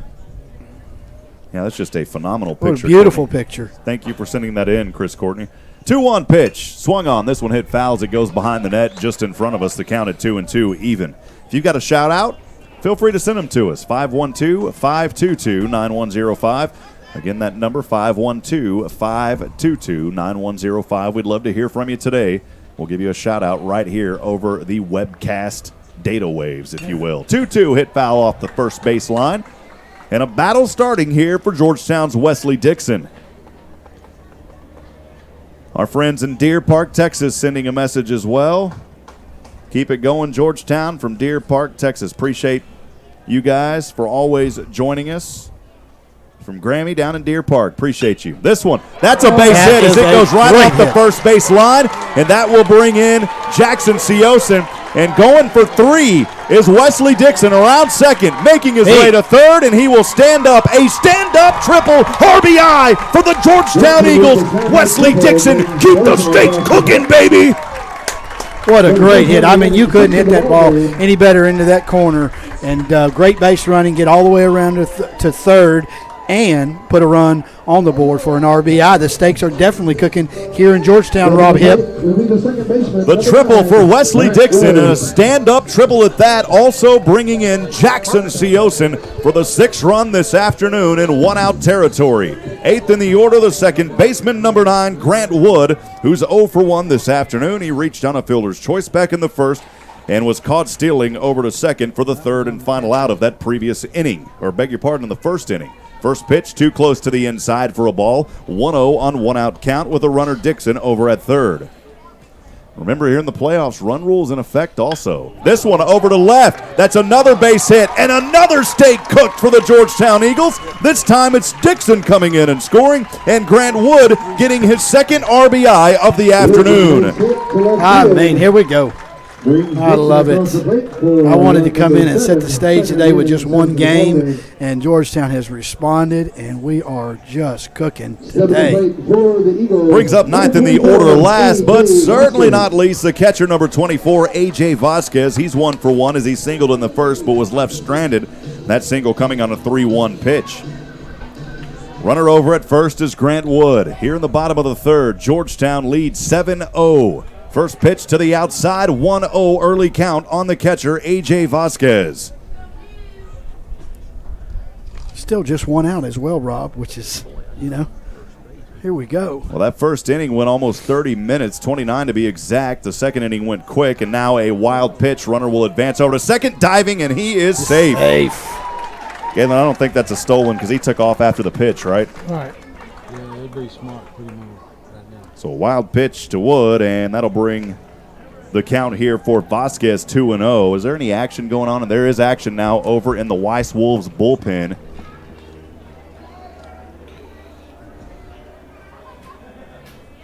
(2-0) the count. Georgetown leads 7-0 here in the bottom of the 3rd inning, live from Georgetown High School in beautiful Georgetown, Texas. And again, that action over in the bullpen now for the Wolves of Weiss High School. I'll have that information here in just a few moments. Next pitch away is a ball as well, 3-0 count.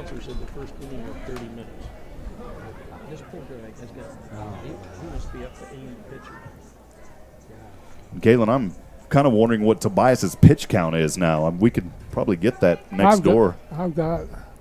Tobias looks over second at his shoulder. Now the right-handed delivery on the way, high and up, and another walk here as Vasquez will reach on a walk. He's on base perfect this afternoon. That'll take us to the top of the order, Jeffrey David, and we've got a discussion here with Joseph over at second, who will talk things to Tobias, and a runner, a courtesy runner over at first for Georgetown. I believe that's Landon Broad. I'll have to double check that. Third baseman, number 7, Jeffrey David. It is Landon Broad, courtesy running over at first for Vasquez. David now at bat. Runners on 1 and 2 for the Eagles, leading 7-0 here in the bottom of the 3rd inning. As Tobias checks over his left shoulder, time is called. David will step out.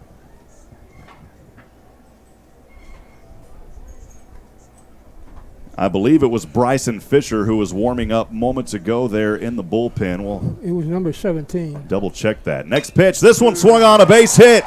And this one may bring in another run as the stakes continue to cook tonight. And that will bring in Grant Wood. And also Broad will come around and score. And on the air, David will reach over to third. So that is 2 more runs for the Eagles, leading 9-0 here in the bottom of the 3rd inning. Grant Wood will come around and score off of the Broad RBI, or beg your pardon, off of the David RBI. David got the single, Gale, and then came around on the air all the way to third, if I'm not mistaken. Yes. Or do you count it as a double and an error? I think a double and an error. Well, I'm going to tell you right now, this Georgetown Eagle baseball team has just been so phenomenal to watch this baseball season. And, man, this first game of the playoffs is just getting out of control here for Weiss. But, we'll take it all day. Well, David will cook 2 steaks on the 2 RBIs, bringing in both Broad as well. Or did he only bring in 1, Galen? He just brought in – no, he brought in 2. 2. He brought in Wood and Broad. Yes. So 2 RBIs there, and David on the double, then the error over to third. And we will have that discussion now on the mound. Georgetown a commanding 9-0 lead here in the bottom of the third, and I'll even change the vocabulary to say a convincing 9-0 lead right now. Weiss has got to find some rhythm here if they are to get back into this one. Still a lot of baseball left here. We've got to go to – the run rule is at 10. You've got to get to 5 innings, so we've still got some time here. Galen, how long has this inning been going on? Well, I didn't keep track of when it started. First pitch on the way to the center fielder, number 13, Wyatt Childress, out of his reach. The count here 1-0 on Wyatt. Still 1 out. Man on third. More runs coming in. David in that hot corner over at third. The 1-0-1 pitch got him across the plate for a strike to even the count. Aces across the board. I have that as the 65th pitch. Next one. This one low.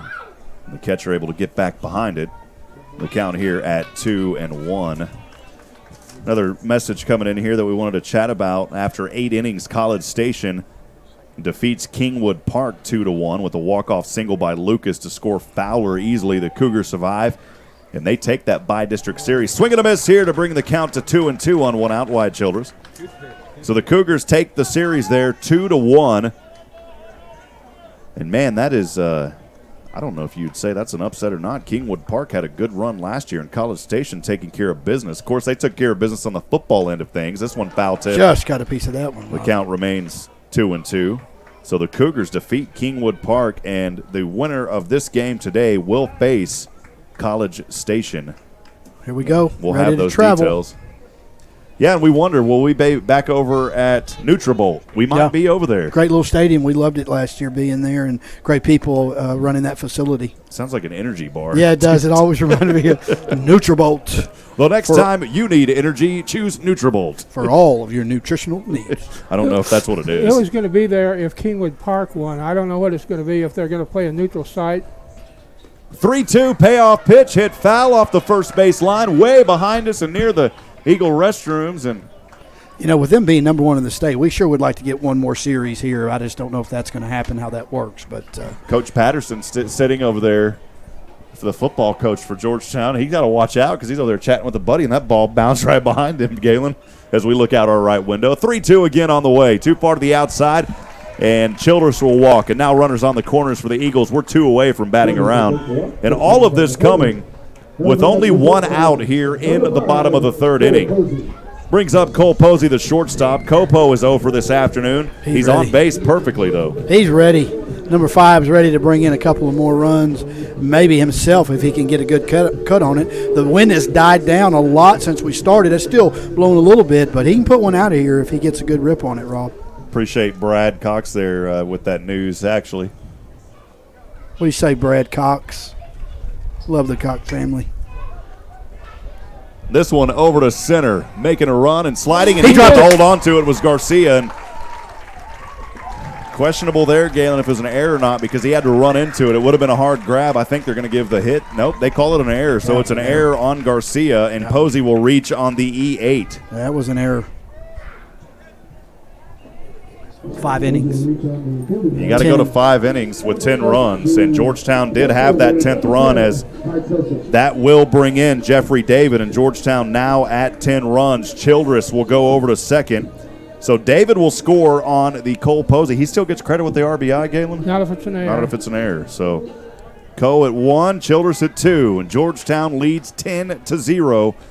We have seen numerous games this season where Georgetown has put up double digits. Coming into this game, Galen, they were over 100, I believe, runs in the season, and then those last 2 games versus Rouse. They also defeated Dripping Springs. Georgetown on a phenomenal streak right now. They only lost 2 games all season. 18-game winning streak coming in today. First pitch on the way here to Ty Tilson. The last loss was on April 9th. Tilson. Pitch on. Georgetown tries to go over, and another error will score another run as Childress will come in and score. And Posey safe over at third, so another error. And Georgetown leads 11-0. They picked up 6 runs here in the bottom of the 3rd inning. Still one out, Rob. And Tilson on a 1-0 count. We're 1 away from batting around. We will bat around this inning unless there's a double play. They've batted around every inning they've been in. Isn't that incredible? Such a good team. And there could be a double play if you line one somewhere, Galen. This pitch on the way. Foul tip into the back of the net. The count for Tilson, even at 1-1 on 1 out. Well, Georgetown picking up right where they left off. This team hasn't got a break since preseason, if you will, started. Coach Foster believes in these kids playing, getting as much game time as they will. They played some of the toughest teams in the state of Texas. They also knocked off number 2 in 6A. And this wild pitch, runner going to have to get back over to first, and he got there, and an error will score him. So the throw was over, and an error from the catcher will bring in Cole Posey. A heads-up play as Cole Posey had to get back over to third. The catcher threw it over to D-Bay at third. It got out of his reach. That's an error on Freeman, and Cole Posey will score the 12th run. Well, we talk about this Georgetown team that comes in on an 18-game winning streak. Here in 18-5A, 12-0. They took district for the 4th time in a row, 32-2-1. And Georgetown played very tough teams in non-conference play as well. 2-1 pitch on the way. Too far to the outside, 3-1 on Ty Tilson. They played Lake Travis, which I thought was a great opportunity for Georgetown. And a lot of folks were saying, well, we're really going to see what Georgetown's made of versus Lake Travis. Well, they won that game, the number 2 team in 6A. Yep. 3 balls, 1 strike, 1 out. The next delivery swung on, chop foul off the third base line just in front of the Georgetown Eagle dugout. The count full at 3-2 on 1 out. The countdown on the board. Hey, we also want to thank our good friend Ricky Poe at Georgetown Jewelry for all of your jewelry needs. Buyers of gold and more. Georgetown Jewelry online in the Williamsburg Village Shopping Center, online at georgetownjewelry.com. Yeah, Ricky, good man. 3-2, foul again as the battle continues for Ty Tilson. Ty Tilson's family sponsoring regular season this year, Mahan Roofing. Appreciate the Mahan family. 3 balls, 2 strikes, 1 out. If you've got a shout-out, send them to us. We'd love to hear from you. 512-522-9105. We're taking those texts. The payoff pitch on the way, too far to the outside, and Tilson will walk. And we have batted around, Galen, with 1 out and a runner on first for the Eagles.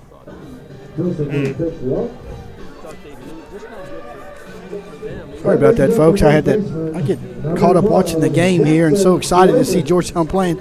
Sometimes I get a little backed up on the bases there online. I'm going to get that taken care of. Sorry about that. Well, Josh's first game back and his last game back. Good to have you, Josh.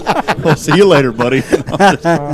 I'm just giving an opportunity. It's been a rough kind of winter for me, as you know, and we're shaking the rust off. Hey, babe, we got to get back at it. Yeah. For Georgetown, Jackson Seosin, first pitch on the way out of his reach. The count 1-0 here on Jackson Seosin. Tobias remains on the mound as he has got to be getting close to 90 pitches by now, Galen. Yeah, I'm so surprised, Rob, that they have left him out there. I know you want to get a chance, but you think they'd have some other pitchers that they could. 1-0 on the way. Seosin hits this one over to right. That's a base hit. And that may bring in another run for Georgetown. Rounding over is Tilson. Tilson will come around. Seosin over at third. Tilson has the run and a stand-up triple for action. Jackson Seosin. I mean, that was just great.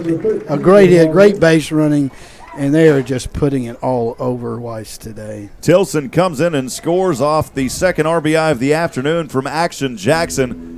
From the sea to the ocean, baby. In Georgetown, a commanding 13-0 lead with 1 away here in the bottom of the third. They picked up 5 runs in the first, none in the second, and 8 in the third.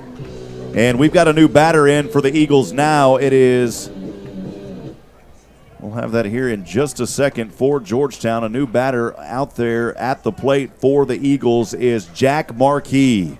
Love that they're giving the opportunities for younger guys to get in there and get some of this playoff experience going, because they may need them as they go deeper into the playoffs. Jack Markey, the right-handed batter for Georgetown. The first pitch on the way to Jack, that one too high. His brother Ty Markey, a sophomore at St. Edward's University, had a chance to call baseball here at Georgetown for Ty over the years, and had a chance to call him at St. Edward's. Yep. Kind of exciting. 1-0, swing and a miss to even the count at 1-1.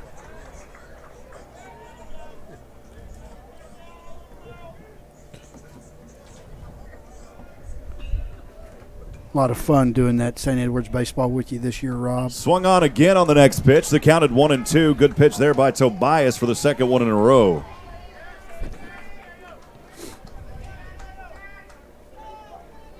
Markey in his 22nd game. He's on base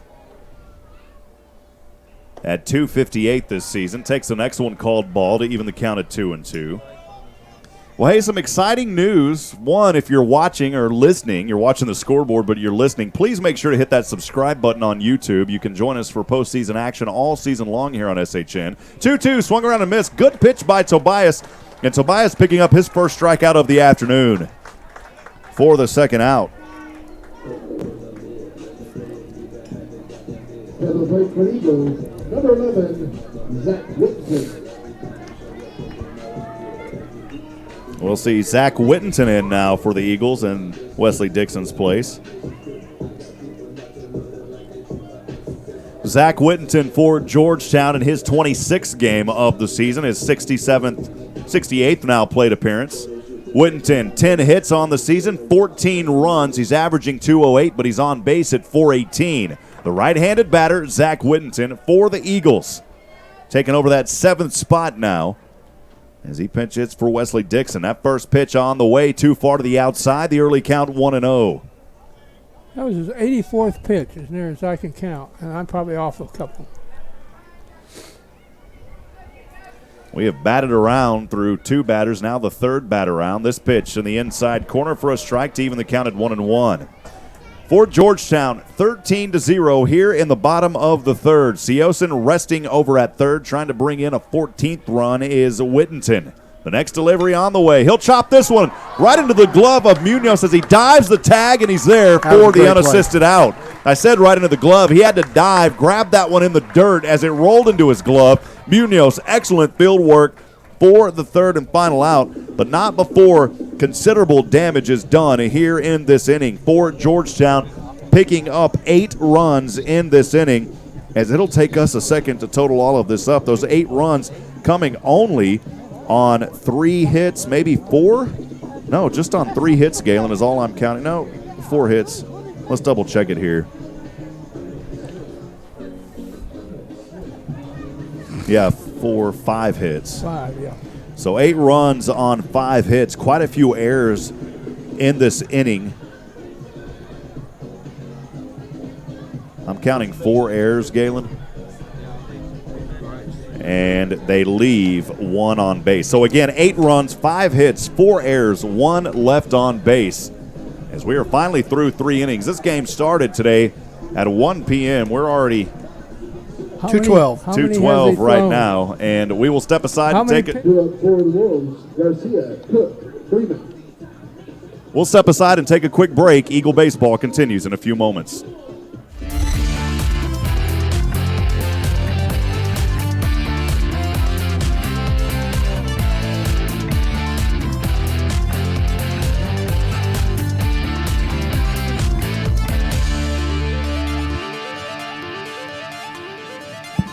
Welcome back. Georgetown Eagle Baseball live this afternoon from Georgetown, Texas. The Eagles lead 13-0 as we get started here in the the top of the 4th inning. Galen, you had some numbers there for us? Yeah, I just checked with the official pitch counter, and it's 97 pitches for So, and they're warming, loosening up a guy number 14 was throwing the medicine ball against the back of the gym. So I'm assuming he's the guy warming up right now. Leading off here for Weiss is second in the order, the center fielder, Nate Garcia. It's his second at-bat of the afternoon. He's 0 for 1 as he reached on an error back in the first. He was out on a double play for the second out. First pitch is hit foul. The next delivery from Brindley on the way. Close to the inside, even the count at 1-1.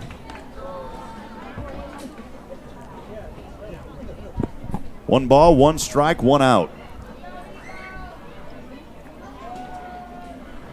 Next delivery, foul tip into the back of the net. The count at 1-2. No outs, Rob. Yeah, leading off here, Nate Garcia on a 1-2 count, nobody out. Georgetown leads 13-0. Weiss trying to climb out of this deep hole that they're in. Brindley's fourth pitch. Struck out 2-3. Yeah, struck out swinging, but the catcher dropped it, but he is out on the 2-3 putout. That will count as a strikeout. Number 1. And bring up the shortstop, number 5. It's one of the, you don't see those a lot, Galen, the strikeout where the catcher drops it. Still out on the 2-3. It'll bring up third in the order, the shortstop, number 5, Jared Cook. Cook is 0 for 1 as he struck out swinging for the first out back in the first. To the right-handed batter, the right-handed pitch swung on. Foul tip into the back of the concrete directly behind home plate to count 0-1 on Wood, or Cook. No, David was just pointing out, Rob, that this is a one-hit ball game for this pitcher for Georgetown, who is just pitching and throwing an incredible game. Yeah, and that hit coming off of the leadoff for Seth Joseph, and since then, that's been it.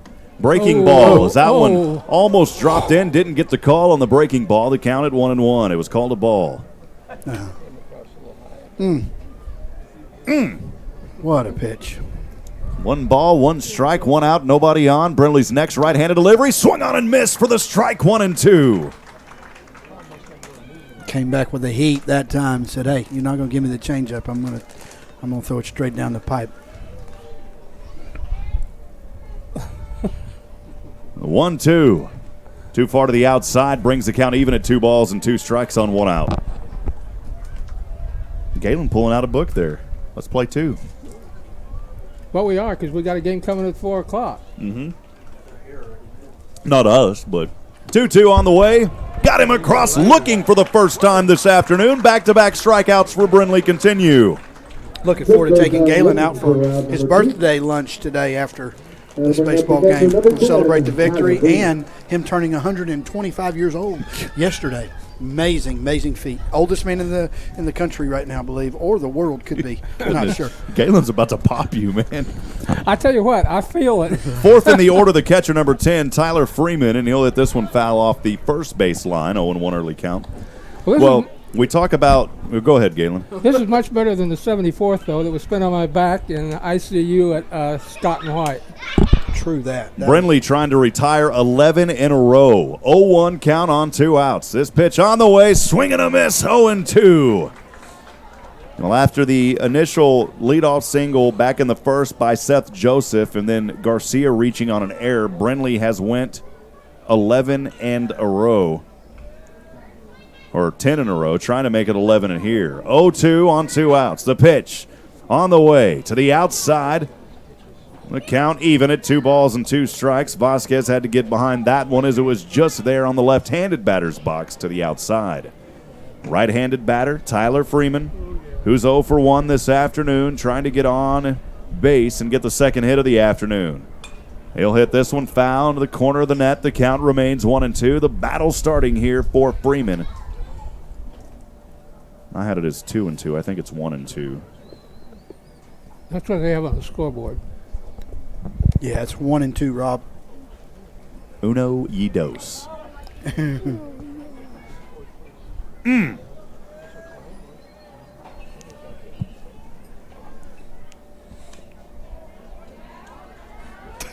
1-2 to the outside. That one into the back of the fence for another foul, and the battle continues here for Tyler Freeman.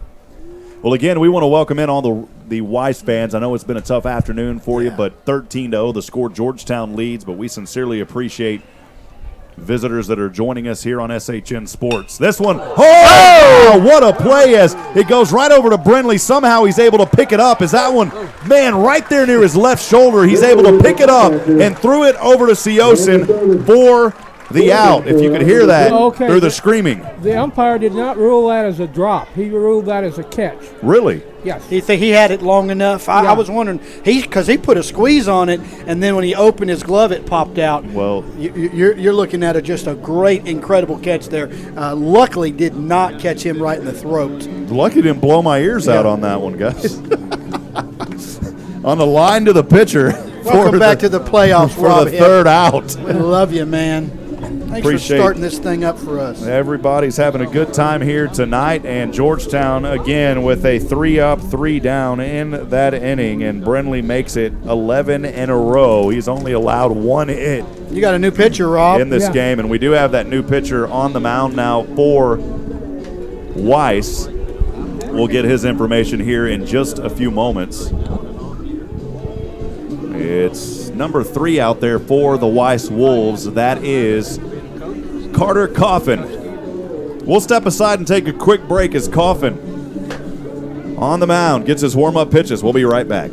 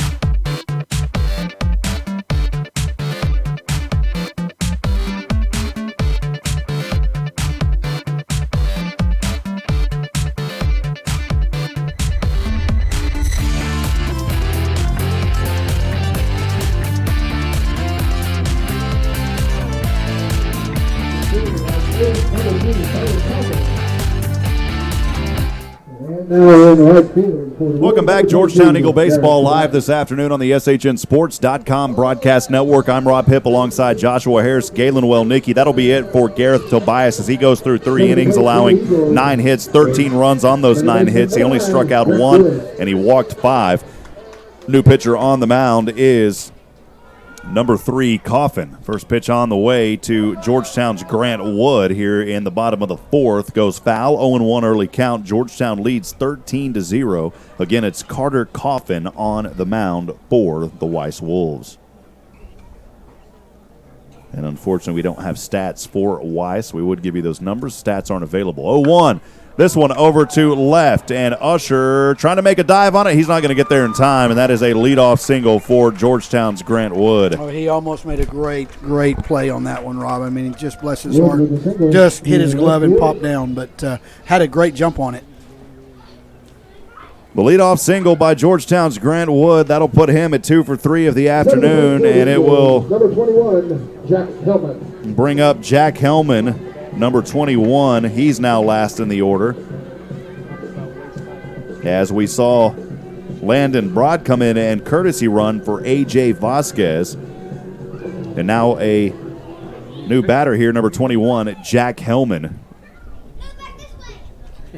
Jack Hellman in his 17th game. He's on base at 381. And this season for Jack Hellman, getting some valuable playing time. He swings around and misses here, though, on the pitch. 0-1 early count on Hellman. Jack Hellman, 6 runs this season. 0-1 early count. Here in the bottom of the 4th inning, Georgetown with the runner on first is Grant Wood. That pitch and a hit by pitch in the tattoo shop, opening it up again tonight. Put the bruises on. And what's your tattoo?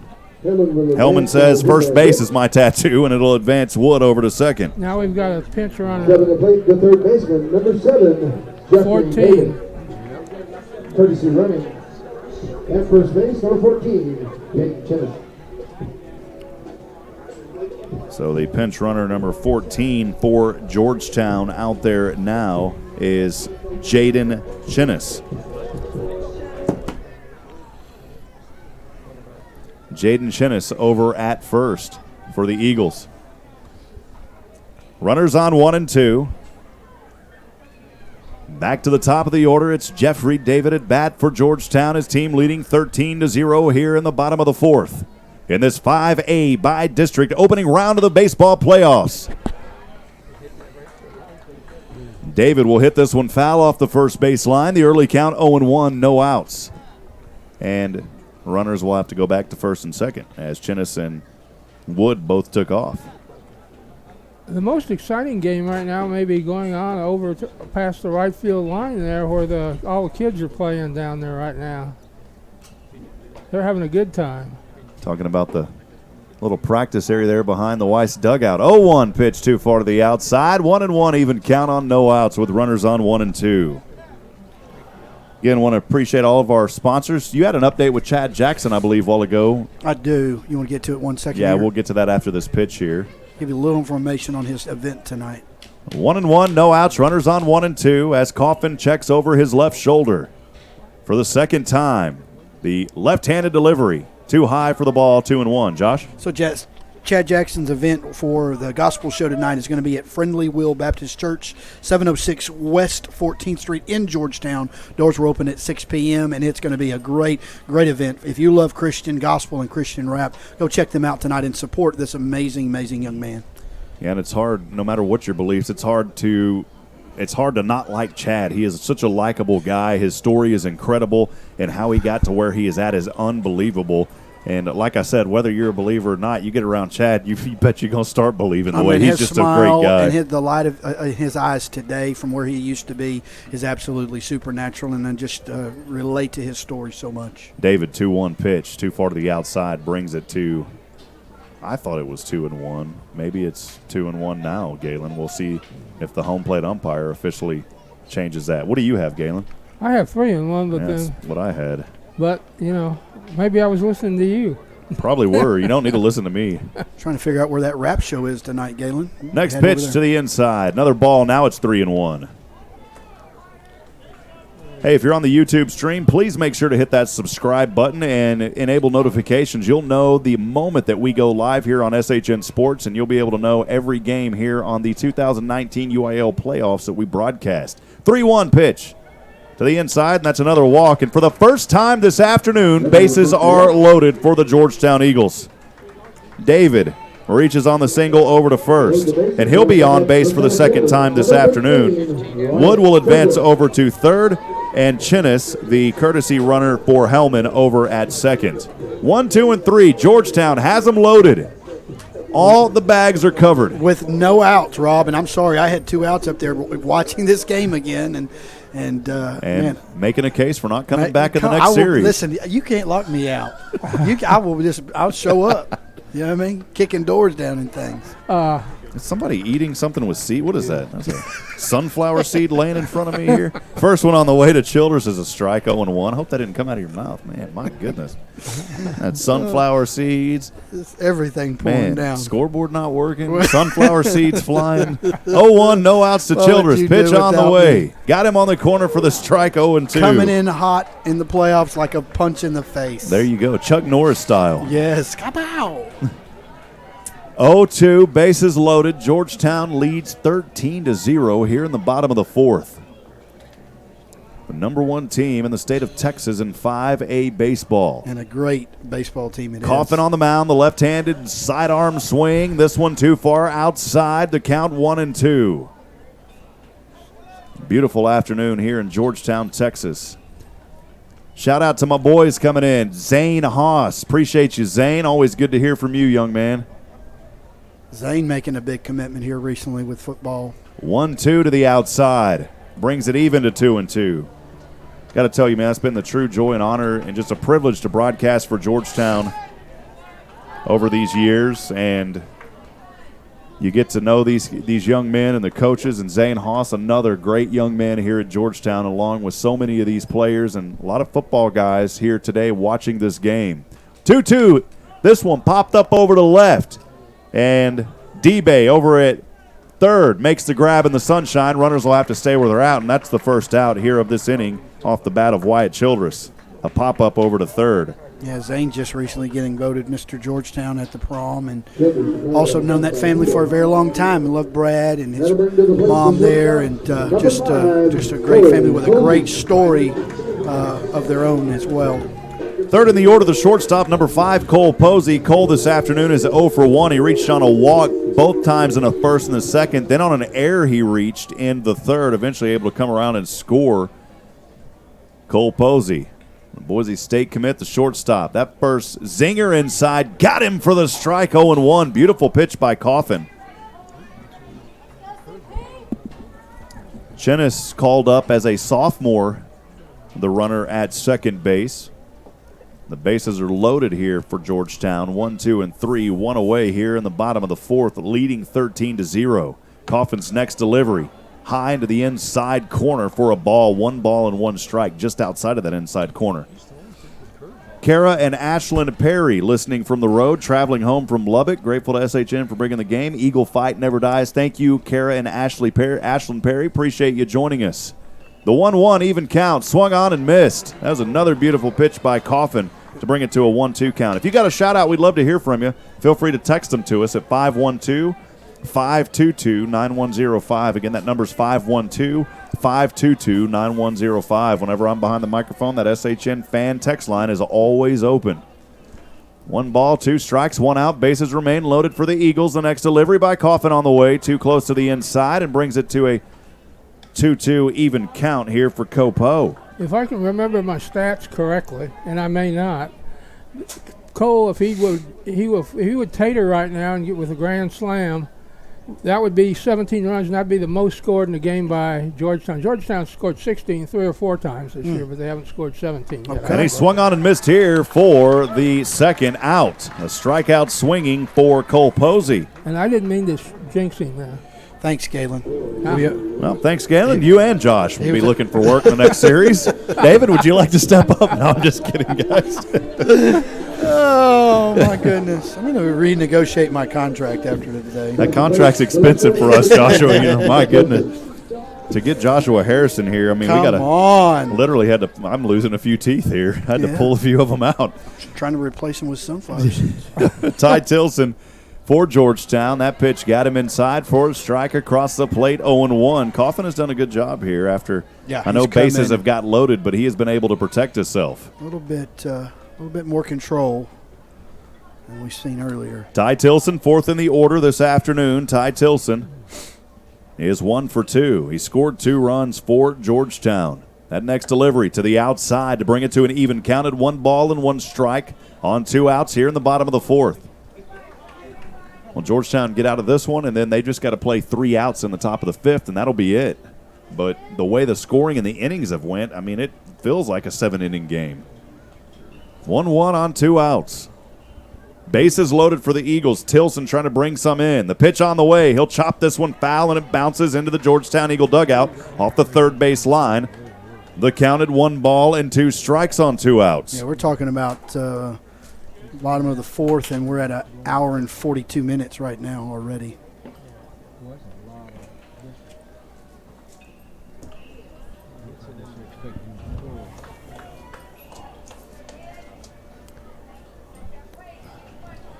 Get a good rip on this one, though, and bring a couple more runs in, like Galen said. Maybe break the record. 1-2. This one right over and lines it to Joseph at second, and Joshua has also put the bad juice on Georgetown, and he won't have a job next game. Third final out for the Eagles. He will. I'm just kidding, folks. As he lined that one, Tilson lined it over to Joseph for the third out. In that inning for Georgetown, no runs. They get those no runs on 1 hit. There was no errors, and they leave 3 on base. Georgetown. That was a great hit. You have to admit, that was a great play. He lined that one. I mean, he had the right idea.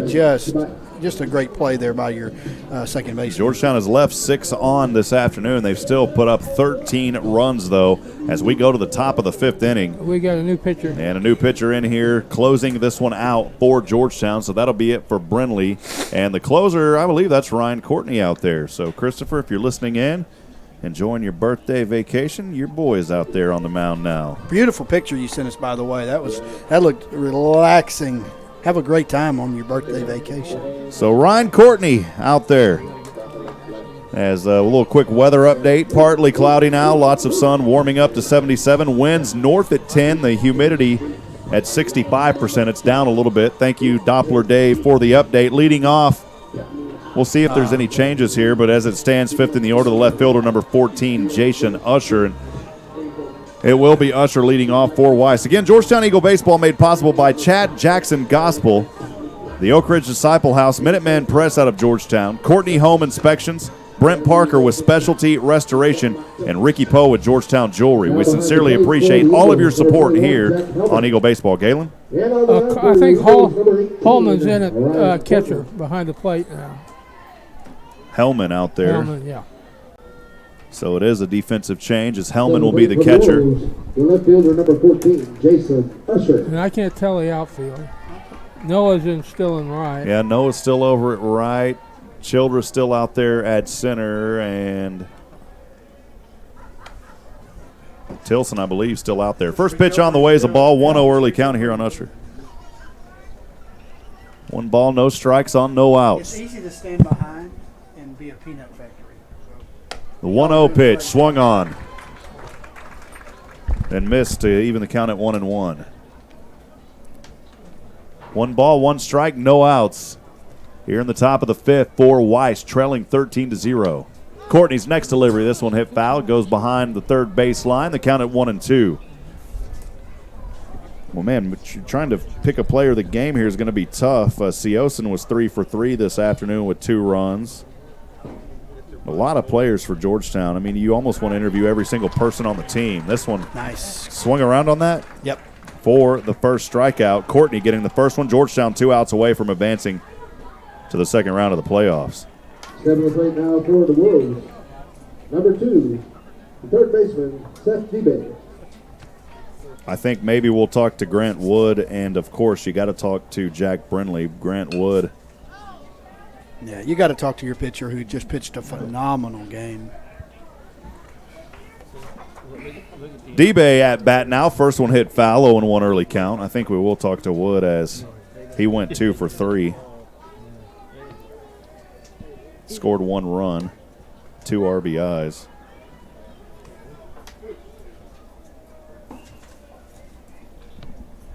One ball, 1 strike, 1 out. Courtney on the mound trying to close this one for the Eagles and give Brindley the win. 13-0 the score. The pitch on the way. Swung on and no, called a ball. He did swing, but he looked down the first base umpire and said nope, he didn't go all the way. 1-2 the count remains. The battle here for Seth Debay. 1 ball, 2 strikes, 1 away. That one there. 2 away. Swung around on that one. I didn't catch it. Yes. I mean, swung around and spun around. Back-to-back strikeout swinging for Ryan Courtney. We have seen him come in and do work. Courtney working hard in the offseason to get to where he's at. He has done a phenomenal job for these Georgetown Eagles. 1 more out, Rob, and this one is done. And Josh, as I'll head down there and do the interviews, we still got 1 away here. I don't want to get ahead of myself, but you and Galen can kind of converse about this game, and then I'll look up at you and you give me the thumb up whenever you guys are ready or when I'm ready. 1-0 count here on Gareth Tobias. Next pitch, too low in the dirt. Quick 2 pitches, 2 balls, no strikes. Settled in. He knows there's 1 out to get. Troy Hellman joining us. Your son, Jack, catching behind the plate. Or may be your family. I'm not sure, Troy, if that's your son. I beg your pardon. I apologize. I just saw the last name. Cut there for a strike, 2-1. But anyways, Troy Hellman fly fishing in Colorado. Thank you for joining us, Troy. Nice. And then down in Corpus Christi, A.J. Vasquez's Nana. This will be a base hit over to center field. It falls right in front of Childress, and on that'll be a 2-out single for Gareth Tobias. Gareth Tobias with the 2-out single. Brings up the first baseman, 8th in the order, number 19, Jacob Munoz. 0 for 1 this afternoon as he popped one up over to center. For the first out back in the third, it's Munoz's second at-bat of the afternoon. So big thanks to SHN supporting the Eagles from Corpus Christi, A.J. Vasquez's Nana. Appreciate you, Miss Nana. Thank you for joining us. A.J. has done a great work this year as a catcher. This one hit over to second and just out of the reach of Wood, and that is back-to-back hits now for the Weiss Wolves. Munoz singled. That'll advance Tobias over in scoring position. And after a quick 2 up, 2 down for Ryan Courtney, he's allowed 2 hits. It'll bring up ninth in the order. Last, but certainly not least, the designated hitter number 4, Brendan Lee. Weiss not wanting to go away quietly, trying to make a little noise here in this last out to close it out in the 5th with a 10-run rule. Next one, this one hit over to right. And making the play in the dive this time was Wood for the 3rd and final out. A nice grab by Wood. And you had to be careful there because you get 3 on and you score those 3, then suddenly you play another inning. But a great job by Georgetown. Victorious today, 13-0 here in this game. And that final inning for Georgetown taking care of business. No runs, 2 hits,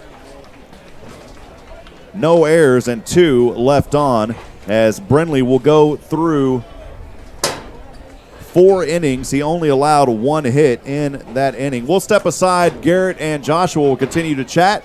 I'll head down and do post-game interviews here in a few moments. Georgetown wins the opening round, a by-district round of the 2019 playoffs. Here live from Georgetown High School. Again, thanks to the Weiss Wolves fans that joined us today.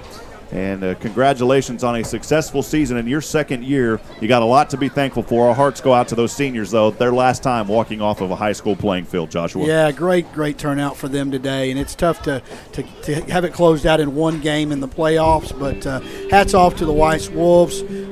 Y'all have a great finish to your school year. Have a great summer. And I know y'all be back playing great baseball next year. I want to just, as we get Rob down on the field to talk to some of these players, I want to just go through these sponsors one more time. Rob, you want to do a sound check real quick? Here we go. Let me go through these sponsors because we want to make sure that we recognize all the great sponsors for SHN Sports, carrying us all the way through the baseball seasons and the football seasons and the basketball seasons, and they're all so important. But let me just go through these one more time before we close up. Of course, Chad Jackson Gospel Ministry is going to be having an incredible event tonight at the First Baptist, or not the First Baptist Church. Let me pull this up real quick. Just take a second.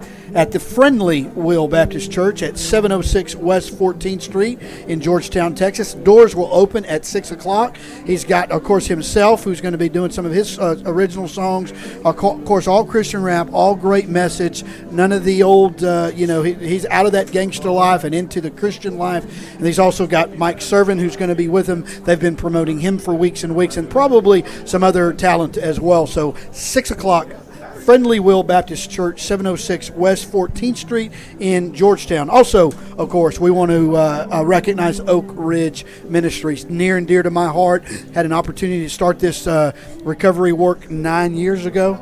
And we have had the opportunity to be something big in the community of helping men 18 and up get off drugs and alcohol.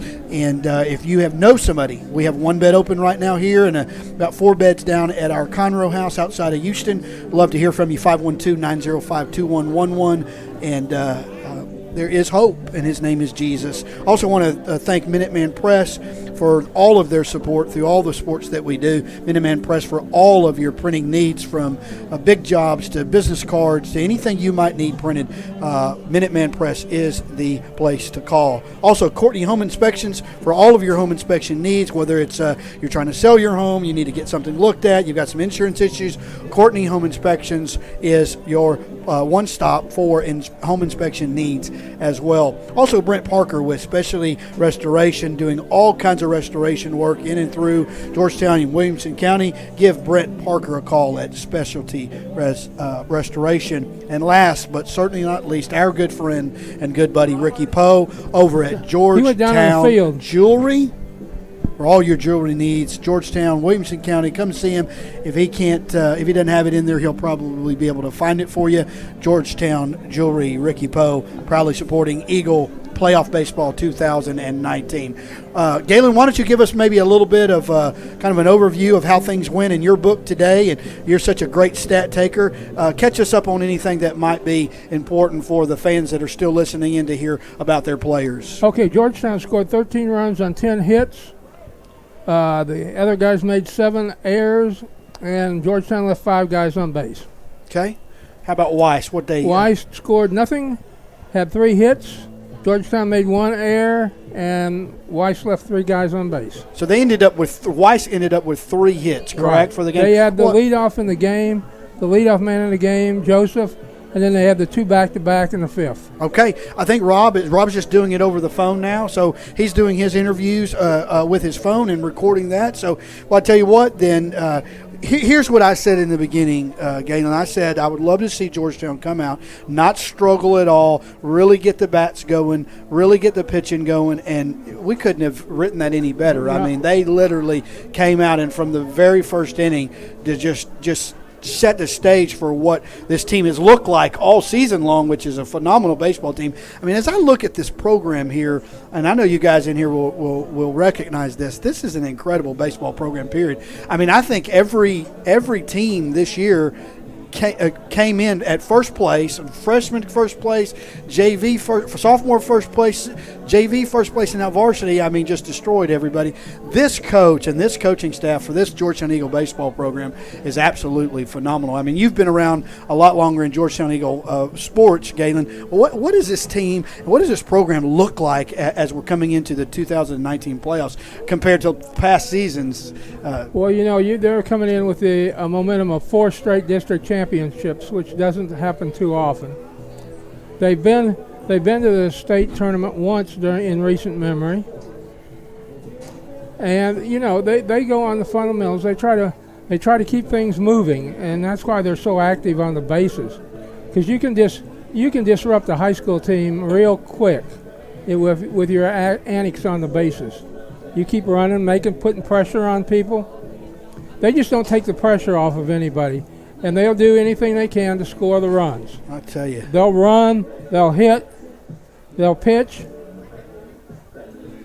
Well, this team, as I listened to, you know, I've had a lot of things going on in my personal life and hadn't really been able to been out to a lot of games, but I've been listening, of course, with SHN online and on the YouTube channel and online at shnsports.com as well. And just to hear the stats today of what these guys are coming into this playoffs looking like, from their slugging percentage to their on-base percentage to the pitching that's been taking place and the runs that I don't know the totals, but the runs that have been scored in this season has been unbelievable, because we're talking about 8, 10, 12, 15 runs in many of these ball games. So I don't know how many runs they've scored this year. I'm going to get that stat. But, man, this is a team that, like you said, puts the hammer down. And I don't care if they're up 15. They don't stop until the umpire says, okay, that's enough. So. I think we outscored the opponent something like 93-6 in 12 district games. Yeah, so, you know, any of us that have boys and have kids and things like that, we watch our kids come up from the little league times all the way into high school, and this team, from what I've just been told, everyone has been watching this team, and this team formed ever since Little League, and saying, wow, this is going to be something special to watch.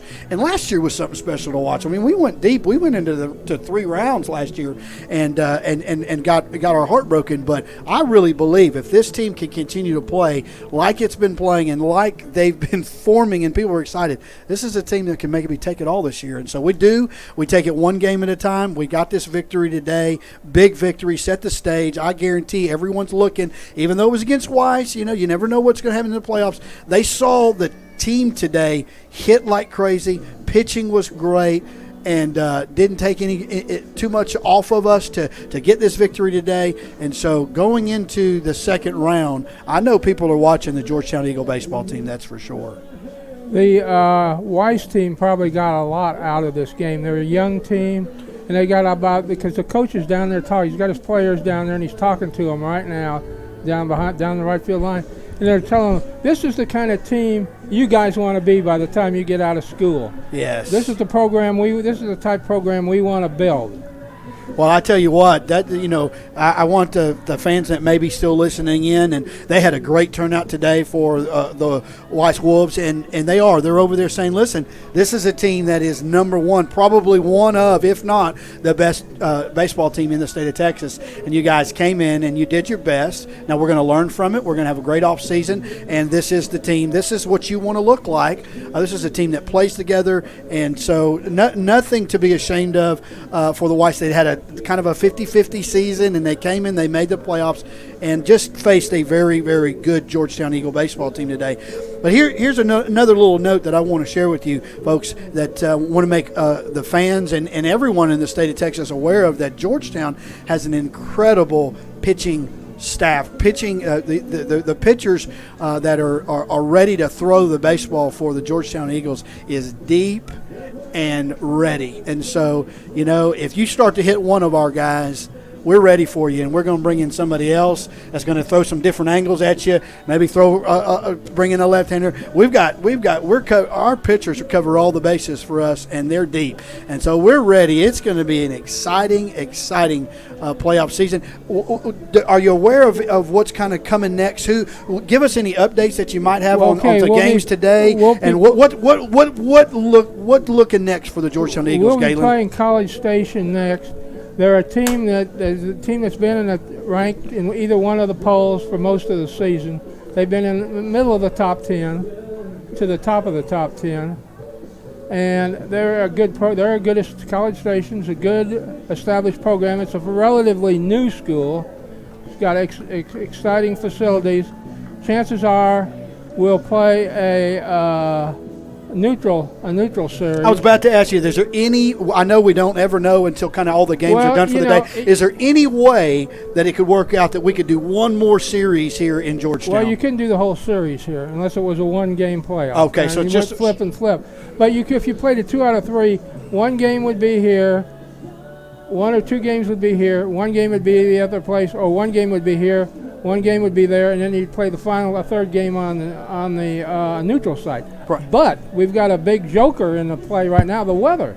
The weather every day this coming week is at least 50%. Yeah, give us a little update on that. We've had such crazy weather over the last few days that have caused this game alone to be reset twice. And then you've got to be thinking you need to play on an artificial turf field someplace. You've got to set up and there's so many people in that same situation.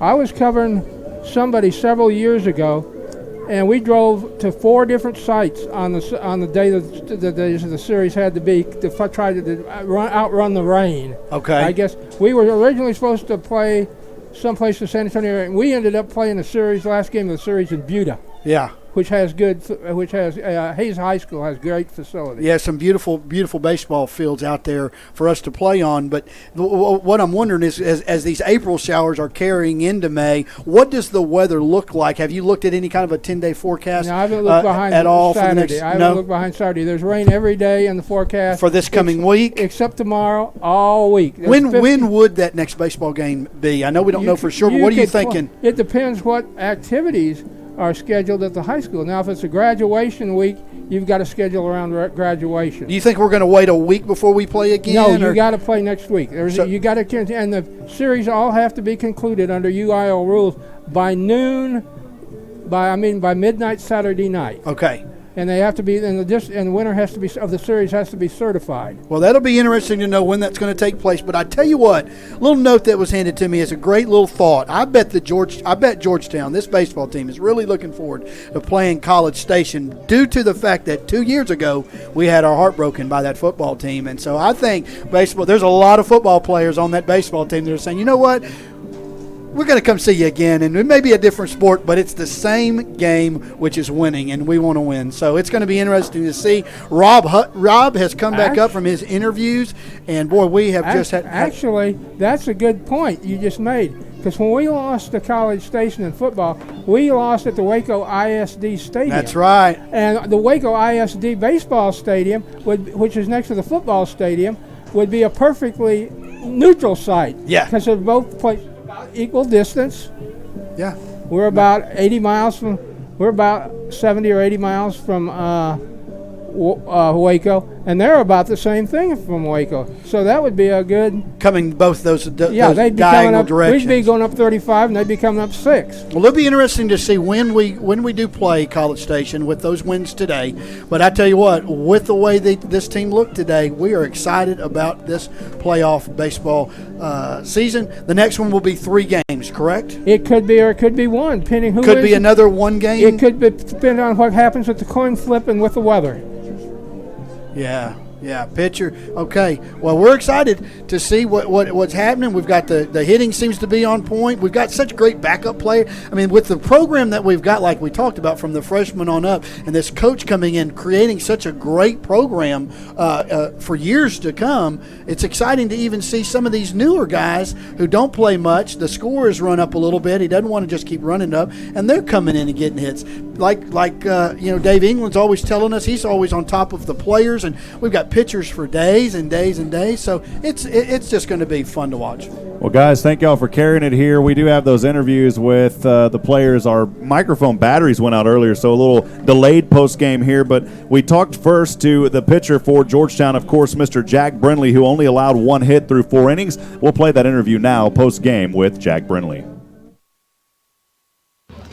Rob Hipp down here on the field post-game with Georgetown pitcher Jack Brindley. Jack, you guys a convincing win here over the 4th seed in 17-5A, the Weiss Wolves. You go 4 innings, only allowing 1 hit. Talk about this game, man. In the first round, a 1-game series. You guys took care of business here on your home field, man. Yes, sir. The 1-game series was not really a concern for us. We were just going to go out there and do our job and do what we can to come out with a W and keep this stuff on the roll. Entering today's game, 18 wins in a row, now 19. Man, it's just been a phenomenal season, and you guys don't get complacent. You take every game as it's 0-0, and you start over. How are you feeling right now as you move on to the second round? You're going to play College Station, by the way. Well, I'm really excited about that. We're ready for the next round and the round after that, and you're going to see how far we can ride this thing through. So you're pitching today, phenomenal. Courtney comes in, does a good job closing. Talk about your fellow teammates and how they've done all season as well, Jack. Yeah, my bullpen has been a big key for my success and the longevity of us being able to hang in with the teams. And just a serious thank you to all those guys. And it's unreal what they've done coming out and pounding the strike zone. Hey, and finally, I wanted to bring this up before we do shout-outs. You know, you play Rouse in the final, well, really 2 of the final 3 games in Dripping Springs. How important was you guys playing those games to get you for the playoffs, because you had to keep busy? You found good teams to play. Talk about those last 3 games and how it prepared you for the game today. Yeah, it was big time for us. We wanted to see some good competition that would challenge us on the field physically and mentally, and it was awesome competition to see before we came into playoffs. Awesome. Finally, man, who do you want to send a shout out to? A little love tonight from Georgetown, Texas, man. Shout out to my mom, my dad, my brother Ryan and Adam, and my girlfriend. That's it. Yes, sir. Right. Well, once again, had an opportunity there to talk to Jack Brindley. We also had a chance to talk to the second baseman, number 9, Grant Wood, who went 2 for 3, 1 run and 2 RBIs. We'll play that interview now with Georgetown's Grant Wood. Well, Rob Hipp down here post-game on the field with the second baseman, number 9, Grant Wood. Grant, another great game for you guys. You win 19 in a row now. In this game versus Weiss, you were 2 for 3. You scored 1 run. You had 2 RBIs. As I say on the broadcast, man, you were cooking some steaks, man. How do you like your steaks before we get started? Medium. Gotta be medium. Medium, not medium rare. Depends the day. I go for medium rare every once in a while, but probably medium. All right, man. Well, again, today versus a tough 4th-seeded team out of 17-5A, you take care of business. What's going through your mind now with 19 wins in a row and advancing to the next round of the playoffs? I mean, we got to feel good. I mean, 19 wins in a row is incredible for a season, or even a team for that matter. I mean, it just really feels good to go next round with 19 straight wins. 19 straight wins don't matter, but we're playing good baseball, and I mean, if we play our game of baseball, it doesn't matter how many wins we have in a row. Your pitcher, Brindley, did a good job on the mound. Of course, we talked to him earlier. After that leadoff single, though, by Seth Joseph for Weiss, things a little bit tense, but the bats started cracking for you guys. They were hitting nicely. Talk about how that was today on the offensive side of things. I mean, they came out, they swung the bat. It kind of, like punched us in the mouth a little bit. I mean, we kind of took it kind of personal, and we try to hit back and try to get our pitcher some run support. So we try to do whatever we can to help our pitcher out and help get our pitcher a win. So same thing that I talked to Jack about also. You play, you know, the basically your bye week or your time off. You play Rouse 2 times, and then you play Dripping Springs. How critical were those games for you entering into today's game? They're playoff teams, absolutely incredibly critical to us, because I mean, we're going to see them maybe in the future. We'll see them maybe 3rd round. We'll probably see a team like that in like the 5th, 6th, 7th round. So I mean, it's very important for us to see a team like that. Now you face College Station coming up. What are your thoughts going into that round? I mean, we're just going to take it one game at a time, play it like this game we did today, and we'll be okay. Finally, who do you want to send a shout out to? A little love here from Georgetown, Texas, man. Shout out to my mom, shout out to my dad, my sister, my brother, and then shout out to everyone who came out today, and then shout out to my teammates. Awesome. Well, once again, interviewing here for Georgetown, going 2 for 3 today, Mr. Grant Wood. Grant, congratulations and best of luck in the next series, man. Thank you. Hey. So an interview there with Grant Wood. We also had a chance to catch up with head coach Adam Foster and maybe preview a little bit of that College Station series coming up next. Here's the interview with Georgetown head coach Adam Foster postgame moments ago. Rob Hipp down here on the field, postgame with head coach Adam Foster. Coach Foster, another convincing win for you guys. You took care of business versus a 4th seed, 17-5A Weiss Wolf team. You got to be proud of Weiss because, you know, they come in, they second year, they do a good job, but you got to be proud of course, you know, their season, but here today, you got to really be proud of your kids. Man, I tell you what, it feels like it's been a month since we've been on the baseball field with all the weather, and Coach Brinley and I have been, you know, running to Houston and back scouting, so it was nice to get back on the baseball field, see the sunshine, and our guys stepped up to the plate and man, really performed the way they have been all season. Pitching continues. You've been happy with your pitching all season. It continues right kind of where it left off, Coach. Yeah, man, if we'll throw strikes, we'll play defense, we'll put us up against anybody. Jack Brinley did a great job today at pounding the strike zone, and, you know, our guys just did what they've been doing off the plate all year, creating some havoc on the bases and squaring up baseballs. College Station defeated Kingwood Park earlier, so they will advance. You will face College Station here in the second round. Any thoughts on that matchup coming up, Coach? They're going to be tough. Probably the best team we've played since the tournament season, so we're going to have to play our best. They got some big time guys over there, and they've been to the state tournament twice, so it'll be a good matchup. Going back to this one before we end this interview, Coach, a one game, I'm assuming you lost a coin flip, so you guys played here. Of course, you always want to play 3 games. It makes sense to.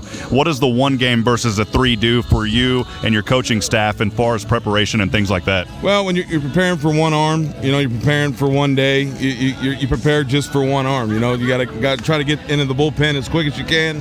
And then, you know, when you're doing a 2 out of 3, you got to show up and you got to win every pitch.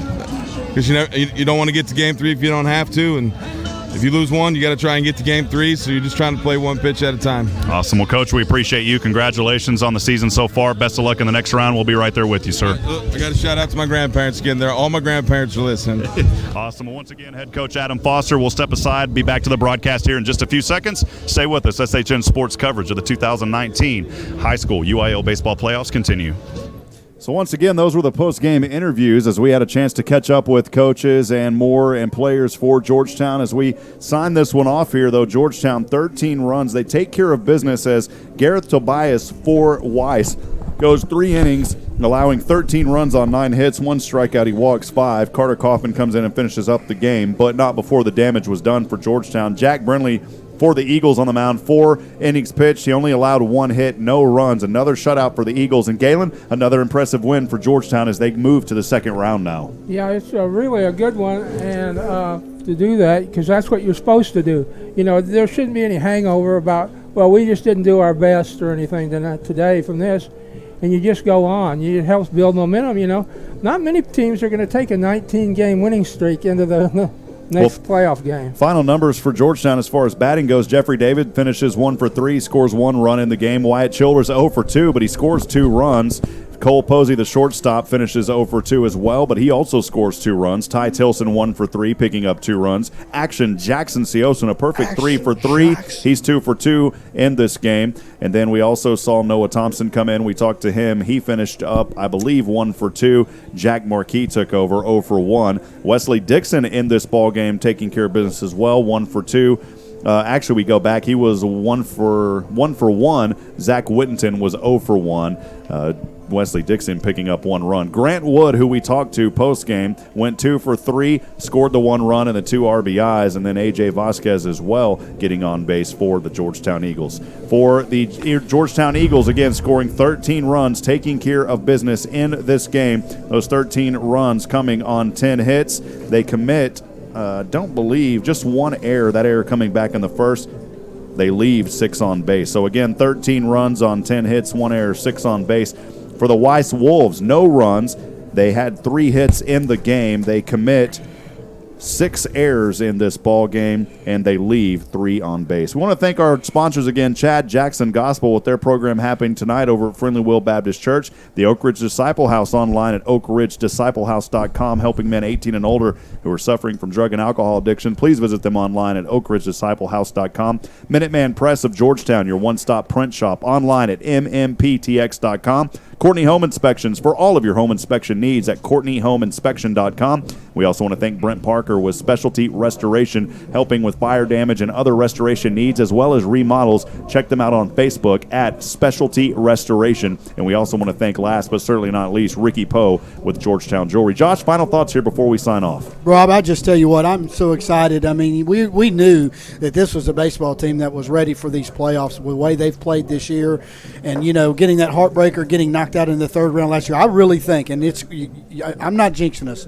You know, we got the Eagle right here, and we've got all of our rooting hearts going for them, but one game at a time. But I really think if they can play the baseball that they've played during this season and just keep it going, like he said, with the pitching and the hitting, we're going to go deep into these playoffs, and it's going to be fun. I want to thank you personally on behalf of all of us at Oak Ridge Ministries for your partnership, and I want to thank you for asking me back, even though I'm still getting used to all the changes you make, and that's what it is. It's changes. You're always upgrading. You're always updating, and it's always throwing me off on this scoreboard. I will get this thing down by the state championship. Well, it's up to Galen. Galen, do we bring him back? Yes. Galen says yes, as long as you take him to eat. Hey, I'll take you to eat today. I'm not below bribery, brother, to get on the air and be a part of this great team that you got. Hey, when you talk thank food, you, I mean that, man. You betcha. And when you talk food, you've always got ears with Galen and I. So, Galen, final thoughts before we sign off, buddy. I tell you, it was a great game today. It was a great way to get ready for the playoffs. But the next series, I think, is going to be the most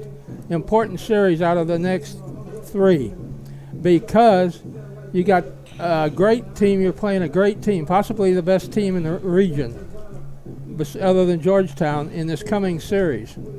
Absolutely. Well, Rouse moves on. We'll have information on the brackets and who plays who, so make sure to like us on Facebook, subscribe to us on YouTube, and also follow us on Twitter as well to stay up to date with the latest information. Your happy final score tonight: Georgetown advances in the 1-game series versus the Weiss Wolves. Thank you to Pflugerville ISD and Weiss High School for your hospitality and all the kiddos here, as Josh shows his America socks today. He also has a pair of socks that actually has his head on them, thanks to Janice Bowman.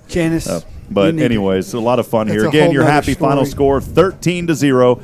We'll see you next time right here on SHN Sports. Remember, friends, we're not strong enough alone to make it on our own. We need each other. Provide a word of encouragement. Lend a hand of support. Somebody out there tonight needs you. Good night, and God bless from Georgetown, Texas. Eagle fight never dies.